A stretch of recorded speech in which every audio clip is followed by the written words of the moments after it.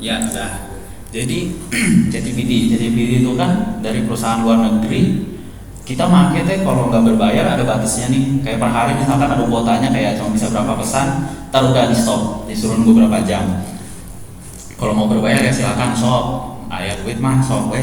Nah terus kalau misalkan kita udah bisa mempelajari cara membuatnya sendiri, itu tuh kita nggak usah mikirin lagi kayak apa namanya, nggak usah mikirin lagi ada duit. Ternyata teh cara bikinnya cuma butuh laptop sama internet beres.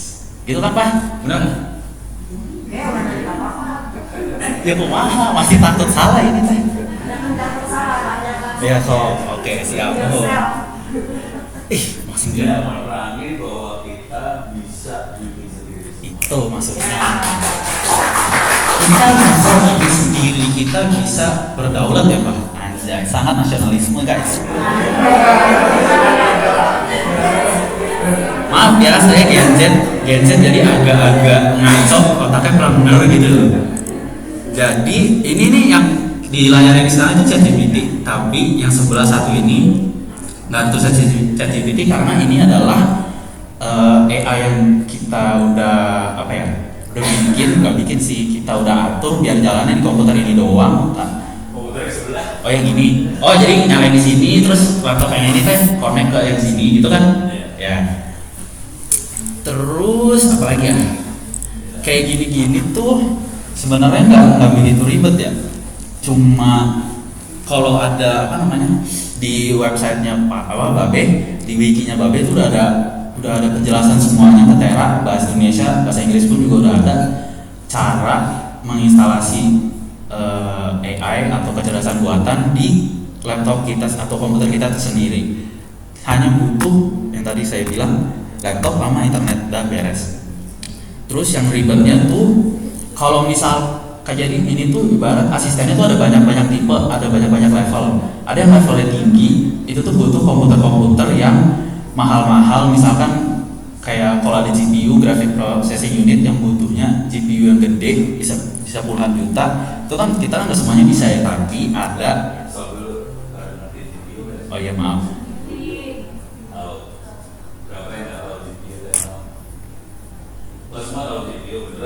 Beneran nih. Nah, lo aman Pak, gila Pak, jangan meremehkan ini para guru-guru dan bapak-bapak ibu di sini Pak, lo. Kita nanya doang daripada.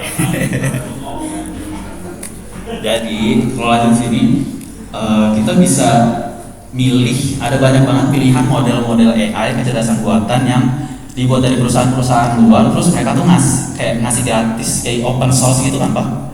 Open source kita tuh bisa ngambil, tuh bisa ngajari sendiri. Ada banyak banget, ada yang butuh komputer-komputer yang mahal, tapi ada juga yang hanya membutuhkan komputer-komputer laptop yang kayak keseharian kita pakai gitu lah, yang tidak terlalu kuat, tidak terlalu mahal, tapi bisa digunakan untuk membuat lokal AI tersendiri. Terus apa lagi Pak? Banyak sih, bingung Modelnya dilihat di sebelah. Oh iya. Ini jadi ada banyak banget nih di lab. Hah? Bisa. Nih guys, ini kelihatan banget ini tuh. Nih kita lihat nih di laptop yang ini udah kita download banyak banget model-modelnya, tapi belum di fine tuning ya. Jadi ini kita hanya download dari websitenya Ollama, OLLAMA. Benar juga. Ih gila, emang babe gue jago banget ya guys. Ini untuk menurunkan rasa nervous itu, bawa bercanda. Jadi ini adalah Ollama itu open source, bukan open source nggak sih? Open. Yang mereka memberikan kayak platform untuk orang-orang menaruh atau ini ngasih nih, ada mereka udah bikin model AI asistennya mereka, terus dikasih ke Ollama sini, jadi kita bisa download dengan cara klik aja udah download beres. Control plus. Jadi DeepSeek Berapa nama DeepSeek? Satu dua bikin. Kalau DeepSeek itu kan lewat web di internet ya. Iya. Yang ini DeepSeeknya kita bikin sendiri. Tapi dari fisik langsung. Dari fisiknya langsung mereka tuh ngasih. Masih gratis. Ntar kita bisa tinggal download terus Itu di matiin. sini ada di server yang kami juga ada di sini. Jadi bisa bikin semua teh. Iya. Lu kan Bisa. buat aja udah oke. Bayar. Karena kita kalau Pak B kan kalau ngomong kau apa pakai duit gitu, kalau kita kan orang Padang jadi aduh malas ngeluarin duit, makanya serba sendiri weh. Jadi jadi coba di sini kira-kira menurut kalian semua ada nggak model ciptaan Indonesia? Kita nih, ciptaan dari kita nih, rasa nasionalismenya nih ada kayak orang, aku mau bikin punya Indonesia tersendiri. Kira-kira menurut kalian semua ada nggak? Ada. Beberapa orang yang bilang ada 1, 2, 3, 4 gitu. Oh, yang lain nggak ada. Apakah Indonesia secukup? Model dari Indonesia. Bisa gitu. Kalau di sini kan Cina ya. Ya. Ini ada 5 orang yang bilang ada. Ternyata ada guys. Ternyata kita putra putri Indonesia juga sudah maju. Kita juga udah mulai membuat model AI itu sendiri dan ditaruh di Olama. Ya tepuk tangan untuk putra putri Indonesia karena sangat menginspirasi kita semua untuk maju menjadi lebih baik. Gelo bahasa gue. So iya. Jadi ini kan Olama nih. Olama itu lebih ke apa namanya, otaknya lah, asistennya gitulah, kayak intinya nih tulang-tulangnya itu otaknya itu kayak gini dari Olama, model-model dari Olama. Tapi kalau misalkan pengen ngobrol langsung dengan model yang udah kita download, aduh nggak bisa kelihatan lah ya laptop yang ini ya, agak ribet ya. Nggak lihat dari website-nya aja. Emang kelihatan kayak contoh. Masukkan. Nah itu kan. Nah ini kan nggak, maksud aku kan kayak maka itu dari kita download Olama, kita tuh butuh satu lagi namanya Open Web UI. Open Web UI itu yang jadi tampang mukanya kita kayak untuk ngobrol dengan model-model asisten-asisten yang udah kita download. Kan sama Bajis nih, sama ChatGPT, kalau misalkan nggak ada Open Web UI ini akan beda banget. Jujur aku tidak tahu seperti apa karena Babe langsung ajarin udah pakai Open Web UI aja biar nggak ribet. Ya udah. Kita anak hanyalah nurut. Jadi kalau udah download modelnya, terus kita udah masukin ke apa namanya, ke Open Web UI, Open Web UI udah kita instalasi, udah kita operasikan, udah kita nyalakan ke Docker atau ke laptopnya, kita udah bisa ngobrol nih. Tapi misalkan apa ya, kita tuh pengen model ini tuh lebih pintar. Model ini tuh soalnya tadinya diajarkan oleh data-data yang tahun-tahun jadul. Coba aja ngobrol dulu. Iya, pakai yang mana? Yang mana ya? Pakai DeepSeek. Daripada happy pakai DeepSeek itu yang bawah itu. Enggak dong, tinggal ketik. Misalkan apa? Jadi kita pilih model ya. Tinggal pilih aja asistennya teh mau yang mana, bebas. Apa siapa presiden Indonesia? Ini tahun berapa yang DeepSeek ini? 2024. Ini model 2024. Presidennya sih bawa itu. Jadi kalau ditanya siapa presiden bisa pasti salah. Soalnya bukan Prabowo ya. Jadi kita ada di sini juga. Ada DeepSeek-nya juga, tapi dia masih memakai ilmu pengetahuan yang tahun-tahun kemarin. Jadi makanya itu Babe bisa bilang mereka itu blow on. Seperti itu guys. Masih berpikir lama. Nah kita lihat di sini guys, Presiden Indonesia siapa saat ini? Masih Jokowi, padahal sudah lewat. Ya bisa dilihat ya, ternyata mereka tuh kenapa dibilang pinter, bukan pinter karena ilmunya tuh maju banget, tapi karena mereka tuh cepat banget melihat dari informasi-informasi yang dia udah dapat. Mereka tuh mengeluarkan jawaban-jawaban dari pola-pola yang mereka baca, tapi hanya cepat aja gitu, tidak semuanya serba akurat. Nah itu dia kata-kata yang gue akurat. Iya, cepatnya oke banget, tapi isu adalah akurat. Maka dari itu bisa kita kasihin ilmu-ilmu lebih dengan di kiri ini ada ruang kerja. Ruang kerja tuh iya potong. Oh ininya dari proyektor ya? Salah. Oh maka bisa seperti ini. Aduh, susah lagi jadinya. Nah, iya. ini kelihatan ada ruang kerja.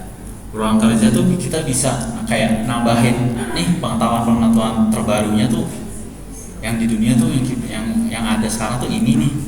Kita ke ruang kerja terus Nah, gini aja. udah gede banget. Nah, ruang kerja itu gimana kemarin Pak? Gimana caranya yang ruang kerja? Aku lupa. Kita bikin masuk knowledge saja pengetahuan. Oh iya, pengetahuan. Nah ini kita bisa nambahin pengetahuan yang mereka ada sekarang tuh kita tambahin biar lebih up to date gitu loh. Terus bikin new knowledge saja. New knowledge misalkan Nama mata pelajaran apa sih? atau mata pelajaran nggak? Hah? Informatika. Ini semua informatika. Dari yang asal aja pelajaran PKN ya. Misalnya kita bikin tentang PKN. Kita tulis aja nih PKN. Apa yang kita mau gapai, apa yang kita mau tujui, Tulis lagi PKN. lebih pinter aja. Nah, di bawah ada create knowledge dah jadi. Habis itu ntar kita tinggal masukin aja kan. Itu ada plus tuh buat masukin buku-buku PKN tambahan supaya dia ada di internet. Nah kita cobain aja cari di Google buku PKN PDF. PDF. Oke. Kita ini contoh aja ya. Kalau kita udah punya bukunya mah lebih enak. Ini ambil ya. Novelnya apa itu teh? PPKN BS. PKN BS kelas. Udah kelas XI. Kelas 11. Nah. Kita upload supaya dia pintar, kita harus punya bukunya, nanti bisa diupload. Jadi dia tuh bodoh sih, dia nggak pintar, harus kita upload pengetahuannya. Kalau enggak, dia nggak ngerti apa-apa. Ditanyain tentang Pancasila, sila pertama apa ya? Nanti dia mau bodoh. Jadi siswa kita lebih pintar. Ya, sih. Ini lagi diupload. Ini udah lagi di apa? Jadi diupload. Jadi di dalamnya nanti waktu kita upload, sebenarnya di dalamnya dia, di dalam database-nya dia tidak bekerja dengan huruf. Dia akan berubah kata-kata jadi angka. Soalnya kan komputer lebih gampang buat proses angka. Jadi dia punya tabel, sebetulnya ada tabel. Misalnya Pancasila nomor angkanya berapa, Pancasila kodenya berapa, misalnya kodenya 10, terus nanti SMA kodenya berapa, 20, nanti misalnya di Somivo kodenya berapa. Jadi pakai kode-kode seperti itu nanti dia melihat kalau nanti ada chat, ada apa prompt, kan promptnya nanya tentang sesuatu, dia rubah promptnya ke angka lagi, angka disiapin mana yang dekat, nanti diambil informasi yang angkanya dekat. Itu cara kerjanya sebetulnya. Terus ya, jadi katanya pintar padahal yang pintar yang orang yang bikin programnya sih. Terus, udah upload. Udah ke-upload. Nah, sekarang kita masuk ke ini lagi sob, ke new chat. Ini masuk ke apa? Pakai yang kecilnya, yang Gema 3 aja, Gema 3 Gema 3270 aja biar bisa. Kita pakai tadi ada angka ini ya 270 ya. Jadi itu angka berapa jumlah parameternya dia. Semakin banyak parameternya, semakin banyak kata-kata yang di dalam situ. Coba lihat yang lain, klik ke itu. Itu ada parameter macam-macam tuh. Ada yang 1B, 2B, 3B. Ini 3B. B itu billion ya. B itu billion, M Itu million juta sama billion teh miliar. Kalau M itu miliar juta. Oke, makin gede berarti database-nya makin gede. Dia kelihatannya kayak pintar sebetulnya kan kalau database banyak aja. Cuman walaupun database banyak juga tetap doang sih. Tetap harus kita upload. Jadi kalau mau bego banget, kita ambil yang 270 M. 270. Konsumsinya 270, datanya sedikit. Konsumsinya datanya dikit, dia cepat cepat banget kalau kerja. Karena dia nggak usah ngecek data banyak, boleh tapi sedikit cepat. Nah, daya kayak gini nggak ada di ChatGPT ya. Ini cuma ada kalau kita bikin sendiri. Kenapa ini penting banget? Supaya siswa-siswa nantinya kalau pada berani mati bikin sendiri ya di sekolah. Nggak susah kok. Kemarin bikin berapa lama? Berapa 2 jam doang kan? 2 jam. Jujur, sabar Pak, maaf. Jadi aku tuh nggak berani ngomong udah ngerti paham gitu ya. Bener-bener dari awal mulai S2 udah bener-bener minta tolong ChatGPT sama Gemini buat bantu lulus kuliah sampai kemarin bikin beginian semua tuh minta tolong mereka. Jadi kayak sebenarnya tuh apa namanya ya? Ya udah tinggal make aja gitu loh. Kayak nggak salah juga make minta tolong mereka tuh nggak salah juga. Tapi asalkan kita juga paham. Kita coba memahami di balik layar tuh gimana. Kayak mereka tuh cara kerja gitu gimana. Jadi nggak asal udah minta tolong mereka aja, tapi kayak kita juga memahami oh mereka tuh ada keterbatasannya juga, mereka ada kelebihannya gimana kayak gitu kurang lebih. Jadi menggunakan AI untuk belajar tuh juga udah sangat enak. Kita nyari ya. Apa? Coba kita kan prompt tentang PPKN kelas 11 ya. Harusnya dibaca dulu bukunya isinya apa ya. Nah supaya bukunya kepanggil, maksud kita nge-prompt bukunya dipanggil, depannya kasih pager. Nah dia nanya nih buku yang mana mau dibaca, yang mau jadi referensi buat jawaban ini. Kasih pager. Ini sekarang selain model tema dia akan nanya PKN. Jadi semua buku-buku yang ada di PKN tadi akan dipakai buat referensi buat jawaban. Nah sekarang bisa nanya di sini tentang PKN. Harusnya baca bukunya tadi ya. Ini dengan kondisi tidak baca buku ya. Kenapa perlu baca buku? Supaya pertanyaannya sesuai dengan yang ada di buku gitu. Ini kita bego-begoan ya. Apa? So, nanya apa Beb? Coba guru PPKN pertanyaannya apa? PPKN kelas 11. Kelas 11. Kira-kira PPKN kelas 11 pertanyaannya apa? Kedaulatan di dunia.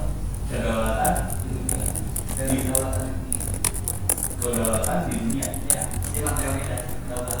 teori kedaulatan di dunia. Pertanyaannya apa? Pertanyaannya beberapa contoh negara yang teori kedaulatan Tuhan. Berapa contoh negara? Berapa contoh negara? Perbandingannya adalah Berapa contoh negara yang mengerti kedaulatan Tuhan? perbandingan Ganti perbandingan. negara yang menganut teori kedaulatan Tuhan. Negara yang menganut Teori kedaulatan Tuhan teori kedaulatan Tuhan dengan negara yang menganut teori kedaulatan raja. dengan negara yang menganut teori kedaulatan Raja. raja. Begini ya? Iya. Begini bener nggak? Bukan lulus. Jujur sama. Ini kayak gini bener nggak mas pertanyaannya? Iya. Raja. Oke, kita coba ya. Kita coba ya. Tapi harusnya kita baca dulu ya isinya buku PPKN. Lebih baik seperti itu. Kita baca dahulu. Cuma ya kita uji nyali aja. Karena babe emang suka banget uji nyali. Anaknya juga diuji.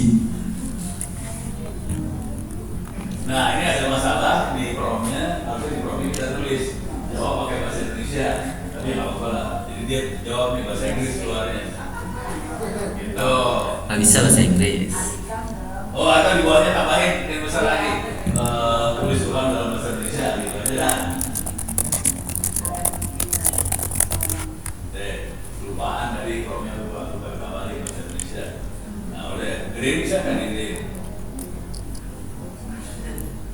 Informasi diberikan oleh Batin bagian dari pendaftaran ke program Nah, studi. kacau dia. Kacau. Aja ya. Soalnya kemungkinan dalam bukunya nggak ada, terus dia salah ambil. Ini cerita yang ada. Sebetulnya harusnya ada tekniknya buat bikin referensi yang bisa dicari dengan cepat. Ada teknik namanya corpus segala macam. Tapi ini mah contoh aja ya. Jadi betapa bodohnya AI. Makanya kita bisa mengatakan AI itu belum. Kalau udah pakai AI beneran, dalam kepala kita ya nggak pintar kita bodoh. Beres. Beres. Terus apa lagi ya? Ini aja kayaknya. Oh, sorry. Ada kopi banyak nggak sih?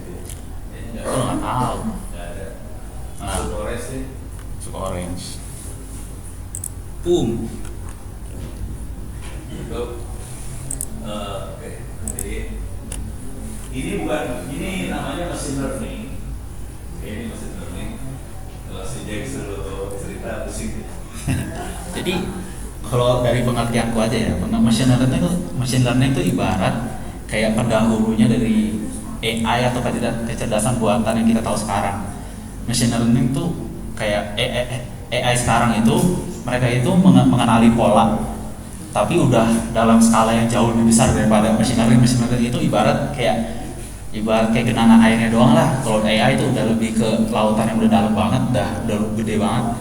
Ini tuh basicnya tuh dari sini dulu. Mereka itu diajarin pola-pola yang dimaksud tuh misalkan kayak kalau dari contoh yang aku pahami, misalkan ada kita ngasih gambar 50 gambar foto kita kayak gini, terus kita kasih tahu ini tuh lagi batu, kalau misalkan ini kertas, kalau gini gunting. Ntar kita udah ngasih tahu modelnya atau algoritmanya kayak kalau itu 3, terus misalkan kita ngasih foto baru, kayak coba kita tanya ini apa, foto barunya kayak gini, tapi tangan orang lain, kulitnya warna orang lain, terus kita coba tanya, ntar dia coba dari hasil yang udah kita 150 foto yang udah kita kasih itu, dia tuh coba kayak tadi Babi bilang, kayak ngelihat angka-angka dari gambarnya itu, ini mendekati yang mana nih? Oh, mendekati yang gunting. Ntar dia tuh jadi bisa ngejawab ini gunting gitu. Bener nggak? Jadi yang itu gambar bedanya. Ya, gambar bedanya. Yang ini software namanya Orange. Green gratis. Oranye. Jadi kalau kita belajar, jadi AI tadi udah tinggal nge-program kan makanya. Di belakangnya AI itu ada orang yang bikin program. Nah, machine learning itu awalnya kita belajar bikin program buat AI. Ini belajar programmingnya sebenarnya. Oke. Programmingnya seberapa susah? Oke, ini juga. Suaranya beda. Kayak taruh kue. Ini teknik programmingnya seberapa susah? Caranya coba klik data. Kalau nggak jangan deh. Enggak. Ya belum ya. Itu di bagian help ada example, ada bukan example. Ada example. Ada contoh-contoh yang udah jadi ya. Oke. Kita masuk ke visualisasi ini itu aja ya. Oke.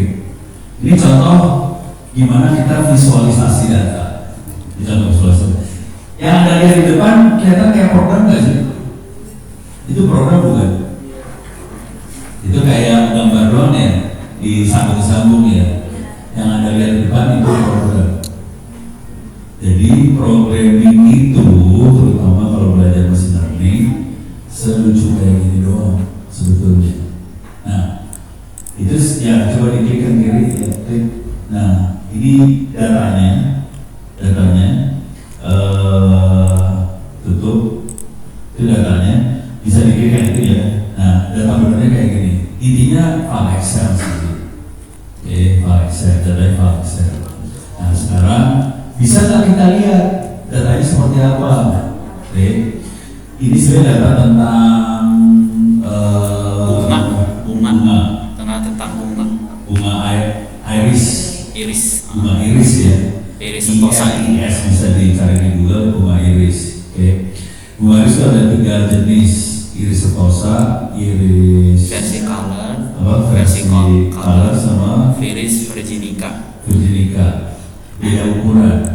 Atau buka Google ya, buka Google. Iris tulis aja, iris klasifikasi, iris ya klasifikasi. Di gambarnya di sabar maaf. Image. Iya. Image. Nah, di zoom in. Sebelah kiri kelihatan.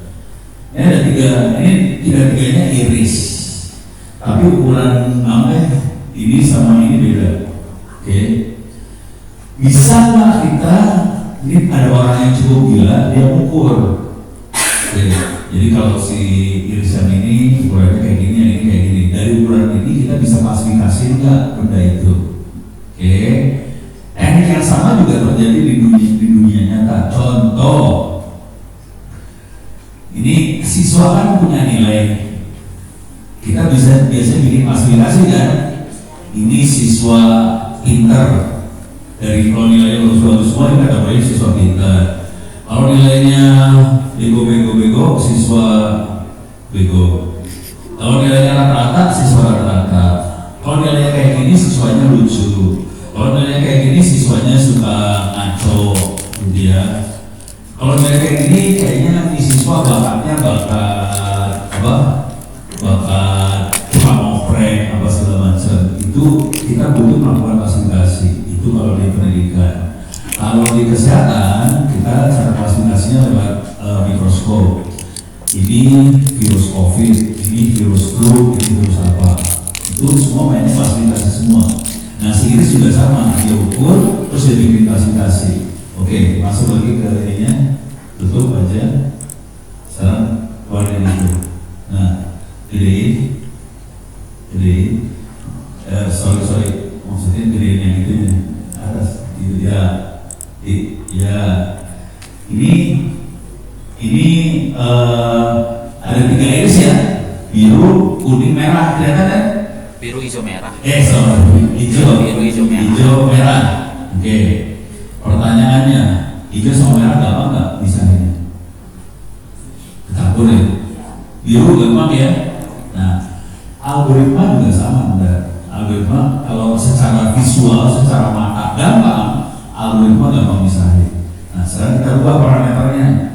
Parameternya sudah sama, ya atas. Yaitu ada sample length, ini nggak kelihatan ya. Ini ada tulisannya sebenarnya, sample length, sample width. Ya, sekarang nggak kelihatan, nggak bisa digedein. Oke, tutup aja, digedein. Oh iya, salah. Ya. Digedein maksudnya. Ya. Sekarang diganti jadi petal. Petaleng. Ya. Oke, ini masih campur buahnya. Petal juga buahnya petal. Ya kan, memang bisa ini sekarang. Jadi tergantung parameter mana yang kita pakai, kita nggak mau bisa. Ini cuma kasih tahu bagaimana kira-kira yang namanya AI itu kerja. Mesin itu kerja gimana. Jadi sebetulnya paling gampang kita pakai mata, kalau bentuknya bisa dilihat pakai mata, terus kita bisa pisah-pisahin itu. Tapi ini cuma cara kerja doang ya. Ini kuliah 1 semester buat kayak gini ya. Iya. Nggak akan saya kasih buat hari ini, cuma ngasih tahu aja AI kira-kira cara kerjanya kayak gitu ya. Ada lagi kan? Tuh open web-nya udah, kalau mau udah. Terus udah. ini 2 paling, cuma ini kan aku belum. Oh ini masih dari kita aja ini. Mau ceritain? Ini mah mau coba bagian ini. Ya udah ntar aja, bisa aja, coba aja. Kita masuk ya. Ini semua nyambung ke internet nggak? Nyambung ya. Kita pelan-pelan. Gantian. Ini buku nggak? Oh. Kasih tahu buku nggak? Hah? Kasih tahu link buku. Oh ya. Jadi ini itu ada Babe bikin buku-buku kan banyak banget. Babe itu udah masukin ke dalam G Drive. Udah free, bebas semuanya buat semua orang, tinggal buka aja buat baca. Ada banyak banget tema-temanya. Ini ada yang untuk sekelas manajemen, untuk perusahaan-perusahaan. Ini ada untuk kalangan pendidikan dari SD sampai SMK, terus untuk guru-guru juga. Linknya itu s.id sama ketik .id Kelihatan nggak kelihatan? Oh ya, lewat sini. Dan di Bikin ini aja baru. gedein.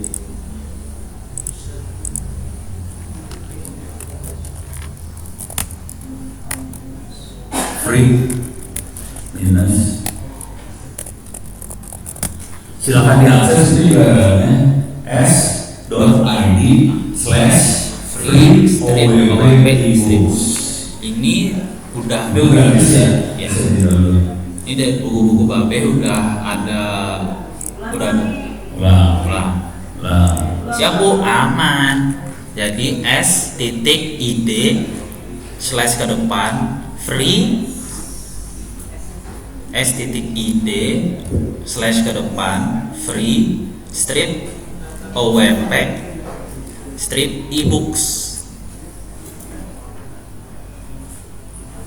Ini kalau mau download aja, langsung bisa, semuanya di download terserah. Banyak banget buku-bukunya udah. Ada yang folder khusus untuk di dunia pendidikan, untuk anak-anak sekolah, untuk guru-gurunya juga. Tinggal dibuka aja, tinggal dibaca-baca. Dan udah dari aku itu aja. Terima kasih banyak. Terima kasih banyak. Beliau Itu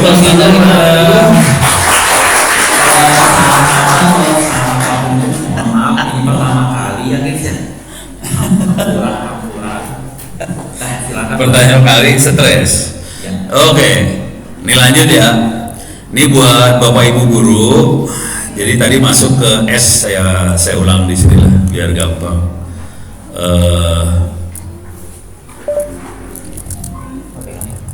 Nggak apa-apa. Pegang aja. Bentar.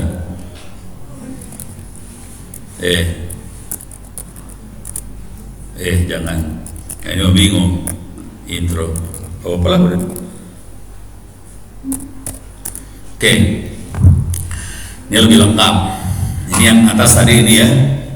s.id slash free OWP ebooks. Kalau mau nerbitin buku, tadi orangnya namanya Pak Yusuf, itu intechpress.itts.acid itu nerbitin buku. Tapi kalau masuk ke dalam intechpress.itts.acid banyak buku yang gratisnya juga di situ, termasuk buku-buku buat sekolah. Terus ada 3 e-learning open course ITTS.acid, ada LMS Ono Center WRID, ada juga Tangsel Belajar Tangerang Selatan Kota.go.id Moodle. Ini saya akan coba masuk aja salah satu ya. Misalnya open course ITTS.acid, ini free, bisa dimasukin. Kalau masuk bisa klik my course. Oke. Nah, saya akan buka yang satu lagi juga lah buat ngasih lihat. Ini saya masuk LMS Ono Center WRID/Moodle. Perhatiin di sini ada kelas 6 AI semester 1, kelas 6 AI semester 2, kelas 5 AI, ada yang kelas 6 IPA, kelas 6 IPS. Jadi ini semua mata pelajaran, minta maaf TK PAUD nggak ada. Jadi kelas 1 sampai kelas 12 semua mata pelajaran ada tryout-nya. Ini buat tryout doang. Oke. Bukunya ada di mana? Bukunya ada di harddisk saya. Tadinya ada di internet sih. Cuman buku-bukunya kalau pengen ngopi, saya bisa copy dalam bentuk harddisk. Harddisknya juga bisa ditaruh, bisa dinyalain di server sekolah, bisa nyala tuh harddisk. Nanti siswa bisa ambil buku-bukunya gratis, buku PDF, gitu ya. Jadi ini kalau diklik ini kelas 6 bahasa Indonesia, saya harus masuk dulu bentar. Ini ada tryout, diklik. Ini kita bisa ngerjain kuis bahasa Indonesia. Sikap yang baik terhadap teman adalah membantu dan seterusnya. Dialog dalam drama bernilai etis jika sesuai karakter tokoh, kayak gitulah. Jadi ada soal-soalnya buat latihan soal, beres ya. Nah, khusus buat AI, ini buat AI SD, SMP, SMA, masuk tadi bukunya di sini. Saya gedein. Oke. Ini saya kasih gambaran dulu ya. Ini bukunya. Khusus buat Bapak Ibu guru ada buku yang ini. Buku pegangan AI untuk guru SD, TK, SD, SMP, SMA, SMK. Ini bisa diambil. Oke, ini bukunya buat guru bisa diambil di situ. Sekitar 317 halaman. Oke, dibikinnya tahun lalu 2025. Ini ada pengenalan AI itu apa. ChatGPT, Grok ditentukan di sini. Terus kalau mau akses ke AI butuh alat seperti apa, komputernya seperti apa. Sebenarnya komputernya nggak usah canggih-canggih. Yang akan kerasa buat guru adalah membuat silabus RPP pakai AI. Ini ada diterangin gimana caranya kita bikin ide pengajaran dan sebagainya pakai AI. Ini satu bab. Terus di sini ada juga membuat materi ajar berbasis AI untuk TK PAUD, ada di sini. Oke. Terus jadi kalau mau hari ini kita bisa nyoba yang ini sih sebetulnya. Terus di sini ini panjang loh. Ini ada panduan langkah-langkah membuat cerita bergambar pakai AI, cara membuat alur cerita yang baik, cara pencapaian cerita yang interaktif, pantun, lagu, segala macam buat anak-anak. Terus naik lagi ke atas, ini ada membuat materi ajar untuk SD, ada di sini. Terus naik lagi ke atas, ini ada cerita moral segala macam. Kemudian masuk ke SMP, ada di situ. Tapi saya nggak bisa ngasih semua hari ini, setengah mati nih ngasihnya. Kemudian di sini ada yang buat SMA juga ada, bagaimana simulasi konsep sains matematika segala macam ada. Kemudian bikin soalnya juga ada. Yang SMK di sini juga ada simulasi kerja segala macam ada buat SMK. Terus bagaimana kita membuat gambar, visual pendukungnya juga ada di situ. Kemudian ini buat gambar juga. Terus bikin presentasi juga ada. Terus di bawah sini adalah bagaimana membuat soal. Pilihan ganda, betul salah, mencocokkan pakai AI gimana? Nih kalau di sini ada contohnya.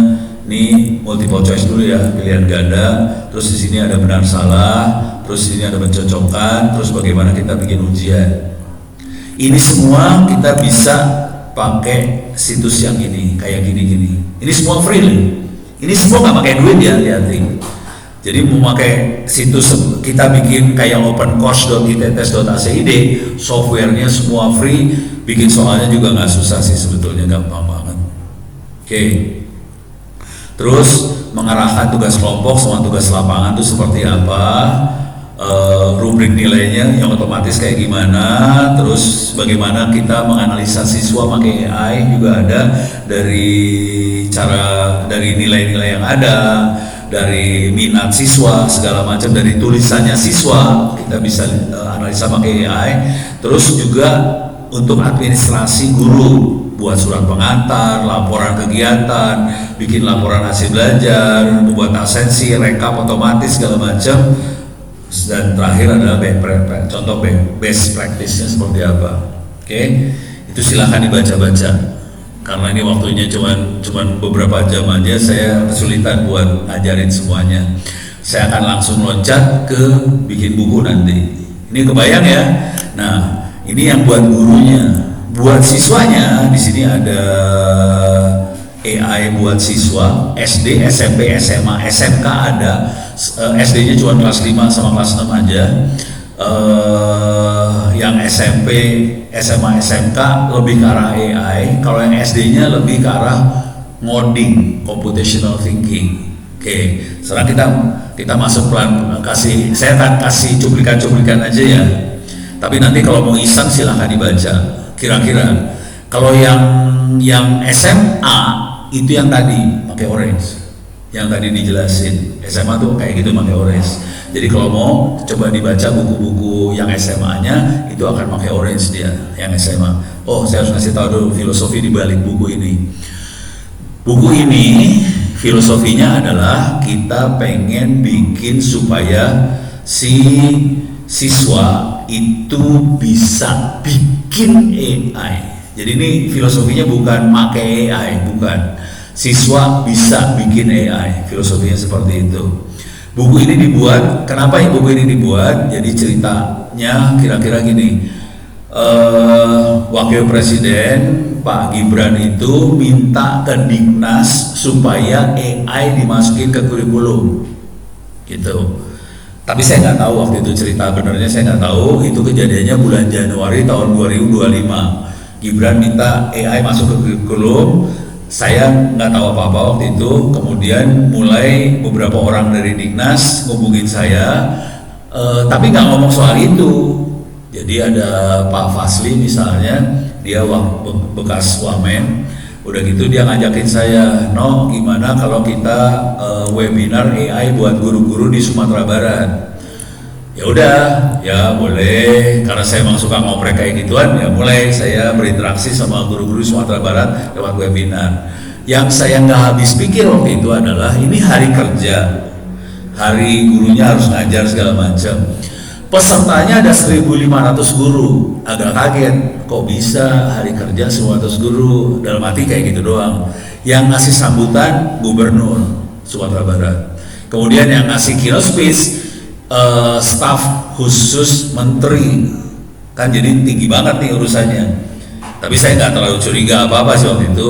Saya ceritain bagaimana AI buat guru, hasilnya buku yang tadi tuh, buku yang buat guru tadi. Udah gitu guru-gurunya berinteraksinya bagus banget. Oh ternyata guru sangat berminat sama AI. Akhirnya saya bikin sama dosen-dosen di ITTS, kita bikin buku AI buat SD, SMP, SMA, SMK. Jadi ceritanya gitu. Waktu itu belum tahu. Akhirnya ngobrol sama, udah sebulan kemudian ngobrol sama, itu kalau nggak salah sekitar bulan Juni lah, ngobrol sama staf khususnya Mendiknas, pokoknya yang levelnya pendidikan menengah ke atas lah ya, bukan perguruan tinggi. Ternyata dia cerita bahwa Gibran minta supaya AI masuk ke sekolah. Kemudian saya tanya, Dignas sudah sampai mana ceritanya kalau gitu? Mereka sudah bikin buku, kalau SD belajarnya apa, SMP belajar apa, SMA belajar apa, SMK belajar apa. Boleh nggak saya dapat kopinya? Saya dikasih kopinya. Kemudian berdasarkan buku itu saya bikin buku yang ini. Saya ubah dikit arahnya. Kalau dari Dignas lebih AI itu apa, kalau saya arahnya lebih siswa bisa bikin AI. Jadi agak beda sebetulnya arahnya. Tapi materinya sama kira-kira, cuman arahnya saya bedain, gitu ya. Nah, harusnya AI harusnya masuk ke sekolah Bapak Ibu sih. Cuman kayaknya Dignasnya lambat banget. Gitu. Jadi buku ini kita lepas tanggal 17 Agustus 2025. Kita lepasin, yang download udah 4 juta. Tapi guru-guru akhirnya pakai inisiatif masing-masing aja supaya AI masuk sekolah. Dignasnya kayaknya nggak sanggup buat mimpin AI masuk sekolah tadi. Ya udah, saya sih nggak masalah. Kami kampus berjuang aja supaya bisa masuk sekolah. Ini banyaknya dari Parung Panjang atau dari Kabupaten Bogor? Parung Panjang. Ini ide gila ya. Bayangkan kalau AI bisa masuk di sekolah-sekolah di Parung Panjang, apa yang terjadi? Satu republik bakal belajarnya ke Parung Panjang. Itu ya. Jadi saya cuma mau ngasih tahu pola pikir nih sebenarnya, bahwa Gibrannya minta Dignas supaya masukin AI ke sekolah-sekolah, Dignasnya tidak berhasil secara masif masukin AI ke sekolah-sekolah. Buku AI dari Dignas nggak terlalu berhasil terbang juga. Buku yang berhasil terbang lepas, yang dari kita dari kampus dilepasin. Oke. Tapi kalau kita bentuknya cetak, masalah karena jadi mahal. Kita bentuknya PDF supaya murah, semua orang bisa download free. Oke. Sekarang saya kasih materinya dulu dikit. Yang tadi SMA udah ya, Orange. Yang SMK berat banget kalau dibaca bukunya SMK, dia makainya Python. Nah, kalau kita buka aja ya. Ini SMK, misalnya saya akan lihat SMK kelas 11 nih. Ini SMK 11 ya. Ini kelihatan machine learning, NLP. Kalau kita lihat di dalamnya itu programming parah banget sih. Saya masuk misalnya ke 74. Oke, ini udah kelihatan ngoding parah. Ini kayak gini ya, sudah mulai kelihatan parahnya. Jadi nanti kalau dilihat-lihat dalamnya parah. Ini belum Python, ini pakai pseudocode doang. Tapi kira-kira kayak gitulah yang SMK. Ini Python nih, ini Python benerannya ada. Oke, yang SMK-nya berat. Tapi kalau anaknya bisa seperti ini, dicari orang. Jujur, yang nulis saya, kalau yang SMP saya nulis asli. Waktu saya nulis dalam kepala udah kepikiran kemungkinan guru bakal pingsan ngajarin yang ini. Tapi kalau ada yang sanggup, anaknya jadi orang bagus. Kalau yang SMA tadi gampang, pakai orange, nggak susah. SMK-nya berat saya akuin, kalau nggak mau dipakai nggak apa-apa. Kalau ini berat kategorinya. Yang SMP dia pakai kayak gini yang SMP. Ini makanya Google Teachable Machine. Nih saya gedein ya. Yang SMP pakai Google Teachable Machine. Ini AI buat anak SMP. Bentuknya seperti apa? Bentuknya kayak gini nih. Saya klik, kita masuk ke dalam Google Teachable Machine. Kita akan uji coba ya, percobaan ya. Ini buat yang guru SMP berapa orang? Oke, ini buat yang SMP ya. Belajarnya seperti apa? Belajarnya sebenarnya lucu-lucuan aja nih Maya. Kita akan uji nyali. Ini bisa lihat videonya kalau mau. Cuman saya akan langsung praktekin aja. Get started. Oke. Kita mau pakai AI buat apa? Deteksi gambar, deteksi suara, atau pose. Kita akan coba yang gambar aja yang gampang ya. Kita deteksi gambar. Oke.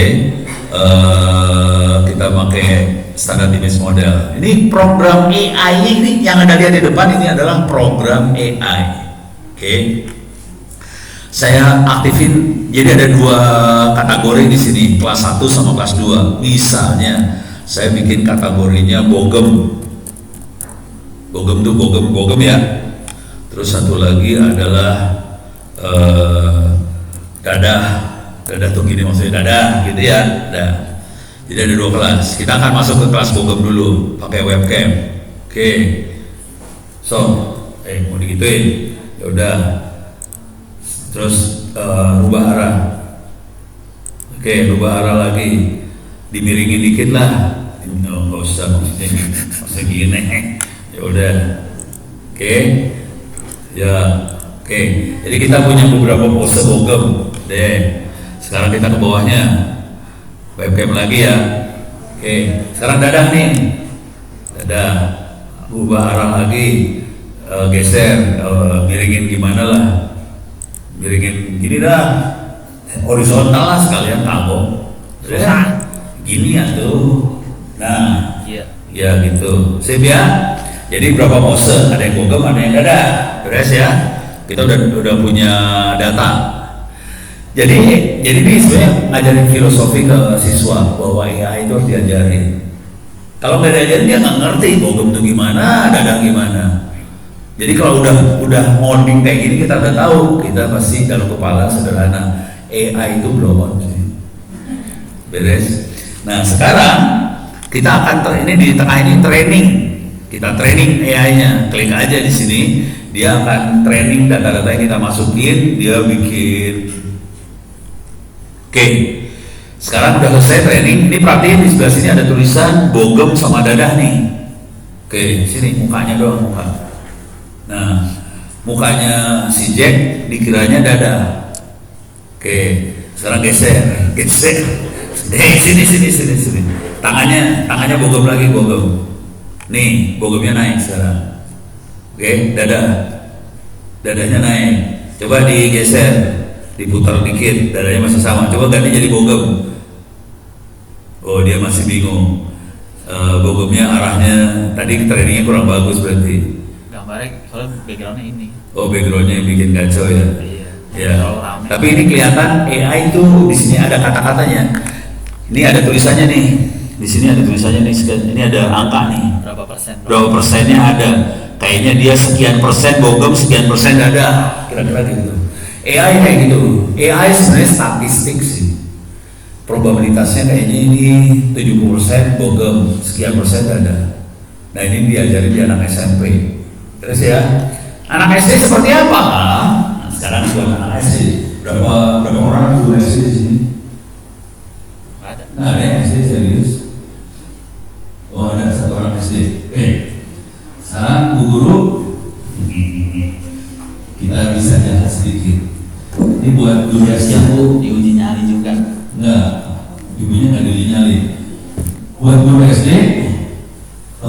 ibu harus cari 2 murid. Tunjukkan siapa yang menjadi muridnya. Sebelah-sebelahnya. Boleh? Oke, ada 2 murid ya. Satu lagi siapa?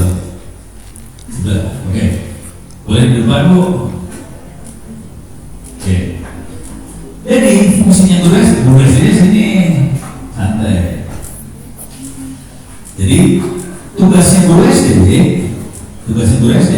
ini ada murid 2. Oke. Ini Bu Guru. Tugasnya Bu SD, guru adalah ngasih perintah ke muridnya. Oke. Perintahnya gini Bu. Nanti muridnya harus milih. Ada yang menjadi programmer, ada yang menjadi komputer. Yang menjadi programmer yang mana? Ini komputer, ini programmer ya. Oke. Tugas Ibu Guru, tugasnya adalah ngasih perintah ke programmer supaya programmernya merintahin ke komputer sesuatu. Oke, ini contoh. Misalnya programmernya ngasih perintah ke komputer untuk sikat gigi, bisa pakai itu juga sih. Ya silakan Bu, perintahin programmernya suruh perintahin komputer buat sikat gigi. Programmer perintahin komputer buat sikat gigi, gitu aja sih. Programmer perintahkan untuk sikat gigi. Ya komputer yang diperintah komputer buat sikat gigi. Udah beres ya. Sekarang Programmer harus perintah komputer buat sikat gigi. Caranya kumaha? iya. Gimana coba? Pokoknya jangan pernah berpikir komputer itu pintar. Gimana caranya? Oh, jadi komputernya harus jangan pintar-pintar amat ya. Komputer harus sesuai perintah aja. Gimana caranya supaya komputer sikat gigi? Kumaha carana? Saya juga pusing Bu. Nah, kumaha carana sekarang?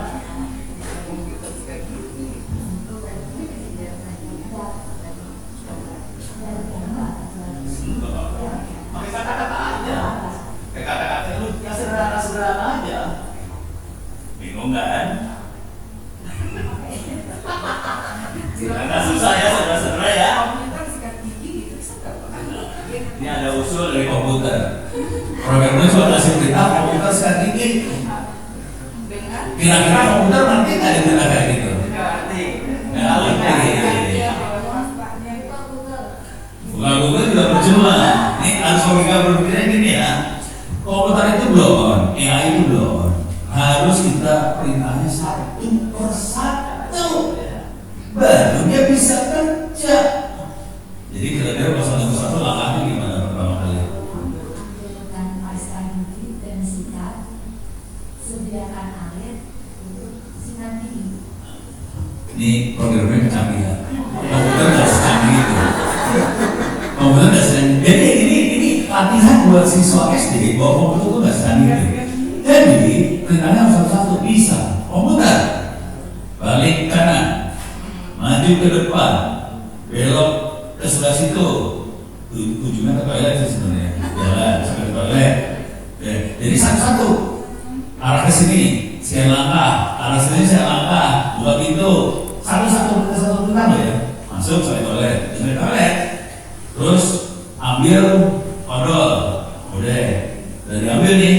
Buka dulu odolnya kan. Buka odolnya. Udah. Sekarang odol udah standby. Sekarang ambil sikat giginya. Letakin sikat gigi sama odol. Jangan jauh-jauhan. Nanti odolnya nggak bisa sampai. Udah dekat, dipencet. Itu tes satu-satu Bu. Komputer itu nggak pinter. Harus satu-satu perintahnya. Kebayang ya? Ini tugasnya guru ya, saya pintar kayak gitu. Beres ya, saya bilang. Jadi ini ngajarin siswa bahwa untuk ini ilmu tadi namanya computational thinking. Bagaimana kita ngajarin ke siswa cara berpikir komputer. Karena komputer itu belum. Jadi cara berpikirnya harus satu persatu pelan-pelan. Gitu. Beres? Oke, silakan dulu. Sekarang saya kasih satu lagi buat guru SD. Gampang. Saya pengen tahu Anda semua bisa nggak? Sekarang tugasnya sederhana. Coba kasih cara menghitung yang cepat, gitu ya. Bagaimana cara menghitung yang cepat? 1 tambah 2 tambah 3 tambah 4 tambah 5 tambah 6 tambah 7 tambah 8 tambah 9 sampai 200. Yang cepat caranya gimana? Mampus. Halo. Satu sampai 200 angka, tergantung angkanya apa, angka romari atau angka biasa. Angka biasa. Ini lagi ngasih perintah komputer, Nggak nanya perintah komputer. Cara ngitungnya cepat gimana? 1 sampai 200, 1 tambah 2 sampai 200. Piye caranya? Bingung kan? Ada yang kebayang caranya? Cara yang paling dulu pakai kalkulator ya, 1 tambah 2 sampai 200 paling gampang. Ada nggak cara yang lebih cepat daripada itu? Ada? Ya? Ada? Ya? Kasih krom aja. Enggak bingung, ini bukan prom, anak kasih waktu nanti promen. Jadi harus ngitung. Nggak kebayang? Coba berarti sederhana aja, caranya sederhana. Ini adalah ilmu klasifikasi, bukan klasifikasi, melihat pola. Ini ilmu buat melihat pola. Ada sesuatu yang sama nggak sebetulnya? Coba berarti. Ini 1 sampai 200 ya? 1 tambah 200 berapa? Ini ujung sama ujung ya. 1 tambah 200 berapa? Kita geser 1 nih. 2 tambah 199 berapa? 2 tambah 199. 1 tambah 200 berapa tadi? 2 tambah 199 berapa? 3 tambah 198 berapa? 4 tambah 197 berapa? Kelihatan polanya. Kira-kira gampang kan hitungnya? Ada berapa kali 201 itu muncul?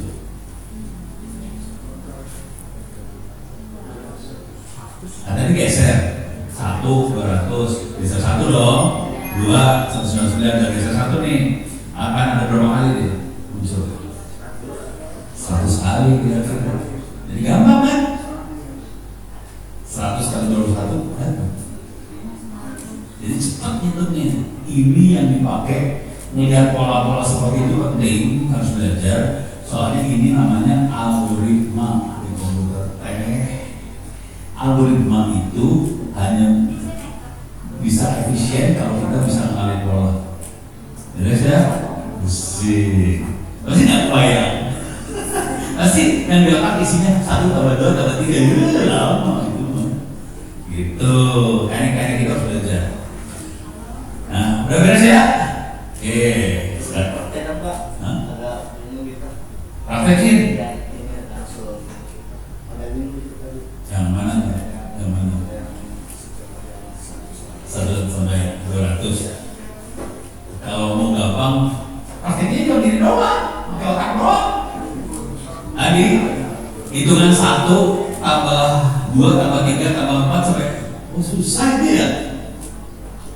Saya pakai otak doang saya. Jadi cuma gini doang, gayanya dalam kepala. Oke, atau pakai kalkulator juga boleh, tapi lama tuh kalkulator tuh. 1 tambah 2 tambah 3 sampai 200 tuh lama banget. Paling gampang lihat aja, 1 tambah 200 baru 1, 2 tambah 199 baru 1, 3 tambah 198 baru 1, 4 tambah 197 baru 1. Terus ini yang diturun ini naik. Nanti sampai tengah, udah selesai. Beres. Gampang kan? Ini ilmu matematik sih sebenarnya, cuman ya ilmu kadal. Beres ya? Jadi kira-kira itu. Nah sekarang saya akan masuk Bantu deh. Apa? Masuk ke S.ID lagi. S.ID. Oke. Itu yang atas ada tulisan Asosiasi Manajemen Indonesia. Terus ya, kalau mau download tuh boleh. S.ID Asosiasi Manajemen Indonesia bisa diklik di situ. Yang ini adalah buku-buku buat orang yang bukan komputer. Rata-rata buku-buku buat manajemen kebanyakan. Jadi ceritanya ini, saya saya kebetulan diminta sama Asosiasi Manajemen Indonesia, mereka supaya jadi pengurus, biasa lah menjadi orang gitu tadi, jadi pengurus biar bisa kerja nggak usah dibayar gitu tadi. Jadi pengurus, begitu mereka bilang gini, Ono, kita pengen anggota Asosiasi Manajemen segala macam itu bisa pakai AI. Oke. Caranya gimana? Ya udah, kita bikin pintar dengan cara bikin buku dan sebagainya ya. Ini bukunya bisa di-download free di manajemen itu. Ini saya baca judul-judulnya aja ya. Ini yang atas, AI dalam digital marketing. Jadi misalnya kita mau dagang, mau sales segala macam, gimana caranya kita dagang dibantu sama AI, ada di situ. Kalau yang ini sama sekali nggak ada codingannya, nggak ada, ini semua pakai prompt, pakai AI yang prompt, jadi ini gampang banget ya. Itu digital marketing yang paling atas, bawahnya coba ini, oh ini susah ya, ini ada tulisan nama-namanya aja. AI untuk bantu Audit keuangan. Jadi misalnya di sekolah ada keuangan yang pakai apa sih? Buku itu ya, buku pokoknya buku pemasukan pengeluaran segala macam. Gimana caranya kita mengaudit? Kan itu ya kalau perusahaan kan kalau di sekolah mungkin nggak terlalu banyak ya. Kalau sekolah kan banyak sekolah. Kalau perusahaan kan banyak sekali uang keluar masuk. Gimana cara deteksi ini ada yang maling uang segala macam, itu bisa dibantu pakai AI. Terus ya. Terus ini AI untuk manajer yang non teknis, bukan orang komputer, ada bisa dibaca. Terus di situ bawahnya lagi ada untuk pimpinan tuh. Oh, yang itu yang buat pimpinan. Contoh buat pimpinan kira-kira gini. Ini buat sekolahan, misalnya sekolah. Kita harus bikin program apa supaya guru-guru jadi lebih canggih soal AI. Kita harus bikin program seperti apa supaya siswa jadi hebat soal AI. Jadi ide-ide seperti itu bisa dibantu sama AI juga. Kalau ini dipakai di pemerintahan, misalnya ini kalau pemerintahan, ini yang saya kebetulan sering bantu Bapeda, Badan Perencanaan Daerah. Kira-kira inilah, nggak usah mikir ketinggian, nggak usah jauh-jauh. Semua kepala daerah selalu harus bikin program supaya rakyat di daerah itu bisa maju kan. Supaya bisa bikin program, dia harus punya data dari rakyatnya tadi. Misalnya tingkat pendidikannya kayak gimana, pendapatannya kayak gimana, pekerjaannya kayak gimana, terus misalnya tingkat kesejahteraannya kayak gimana. Kan ada yang sejahtera, ada yang prasejahtera, ada yang miskin segala macam. Kalau si pimpinannya baik, dia harus berusaha supaya yang miskin jadi prasejahtera, yang prasejahtera bisa jadi sejahtera. Dengan data yang ada selama ini, misalnya, oke, saya punya 500 warga yang sama sekali tidak sekolah. Saya punya 1000 warga yang cuma lulusan SD. Saya punya sekian warga yang lulusan SMA. Saya punya yang 500 ke sekolah, penghasilannya berapa segala macam. Jadi ada data-data seperti itu. Dengan AI kita bisa dapetin modelnya. Oke, untuk daerah ini modelnya seperti ini. Jadi tadi model itu maksudnya klasifikasi ya. Oke, dia udah dapat modelnya. Nah sekarang kita bisa eksperimen. Si Bapeda bisa eksperimen. Kalau saya punya anggaran, saya taruh anggaran saya supaya anak-anak yang tidak sekolah kita kasih beasiswa supaya semuanya lulus SMP misalnya. Nggak ada yang drop out di SD, semuanya lulus SMP. Anggarannya sekian. Nanti kita bisa simulasiin kalau misalnya seluruh warga lulus SMP, tingkat kesejahteraannya naik dari miskin ke sejahteranya berapa persen. Kalau tingkat pekerjaannya kita rubah, yang tadi penghasilan cuma 100.000 sebulan, kita rubah jadi penghasilan jadi 500.000 sebulan.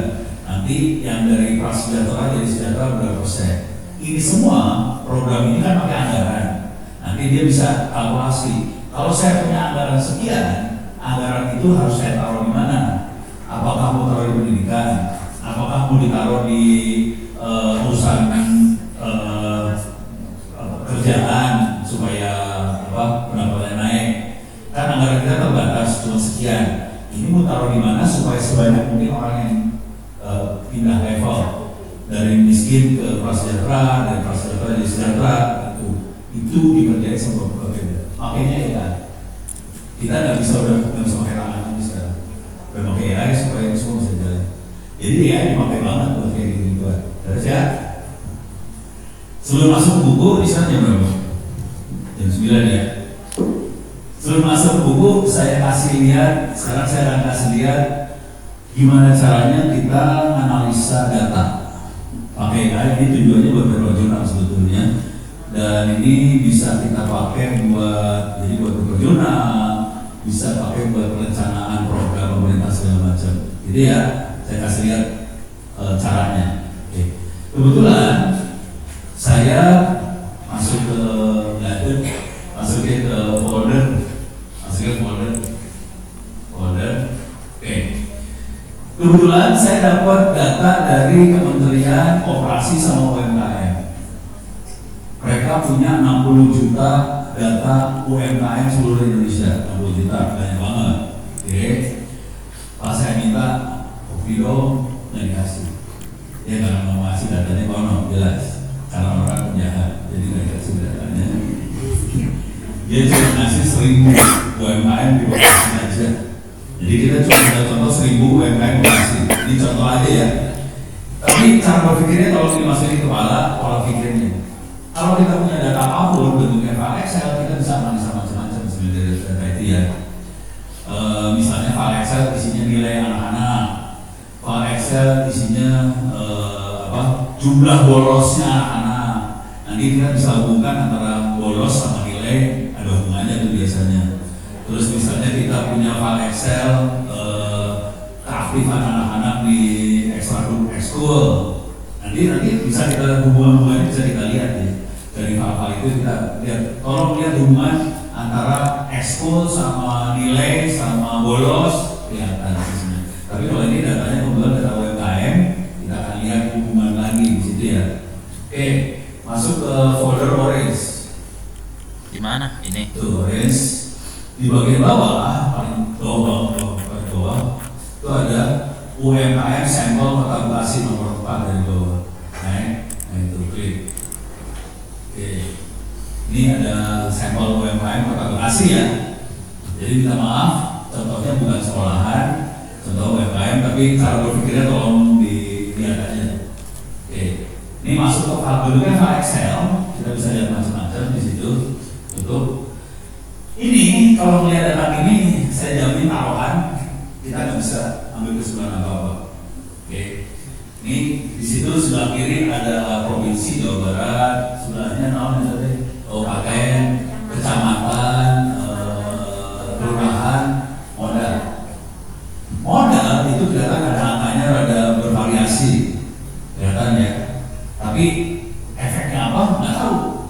Oke. Terus di sini ada bulan mulai operasi, tahun mulai operasi, tekanan lagi itu ada jenis ada disabilitas dan disabilitas juga ini tidak ada disabilitas sama sekali, semuanya oke. Cuman itu ada status pengusaha.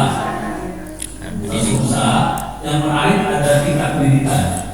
SD, SMP, ada yang S1, S2, S3 ada di situ dan pendidikan.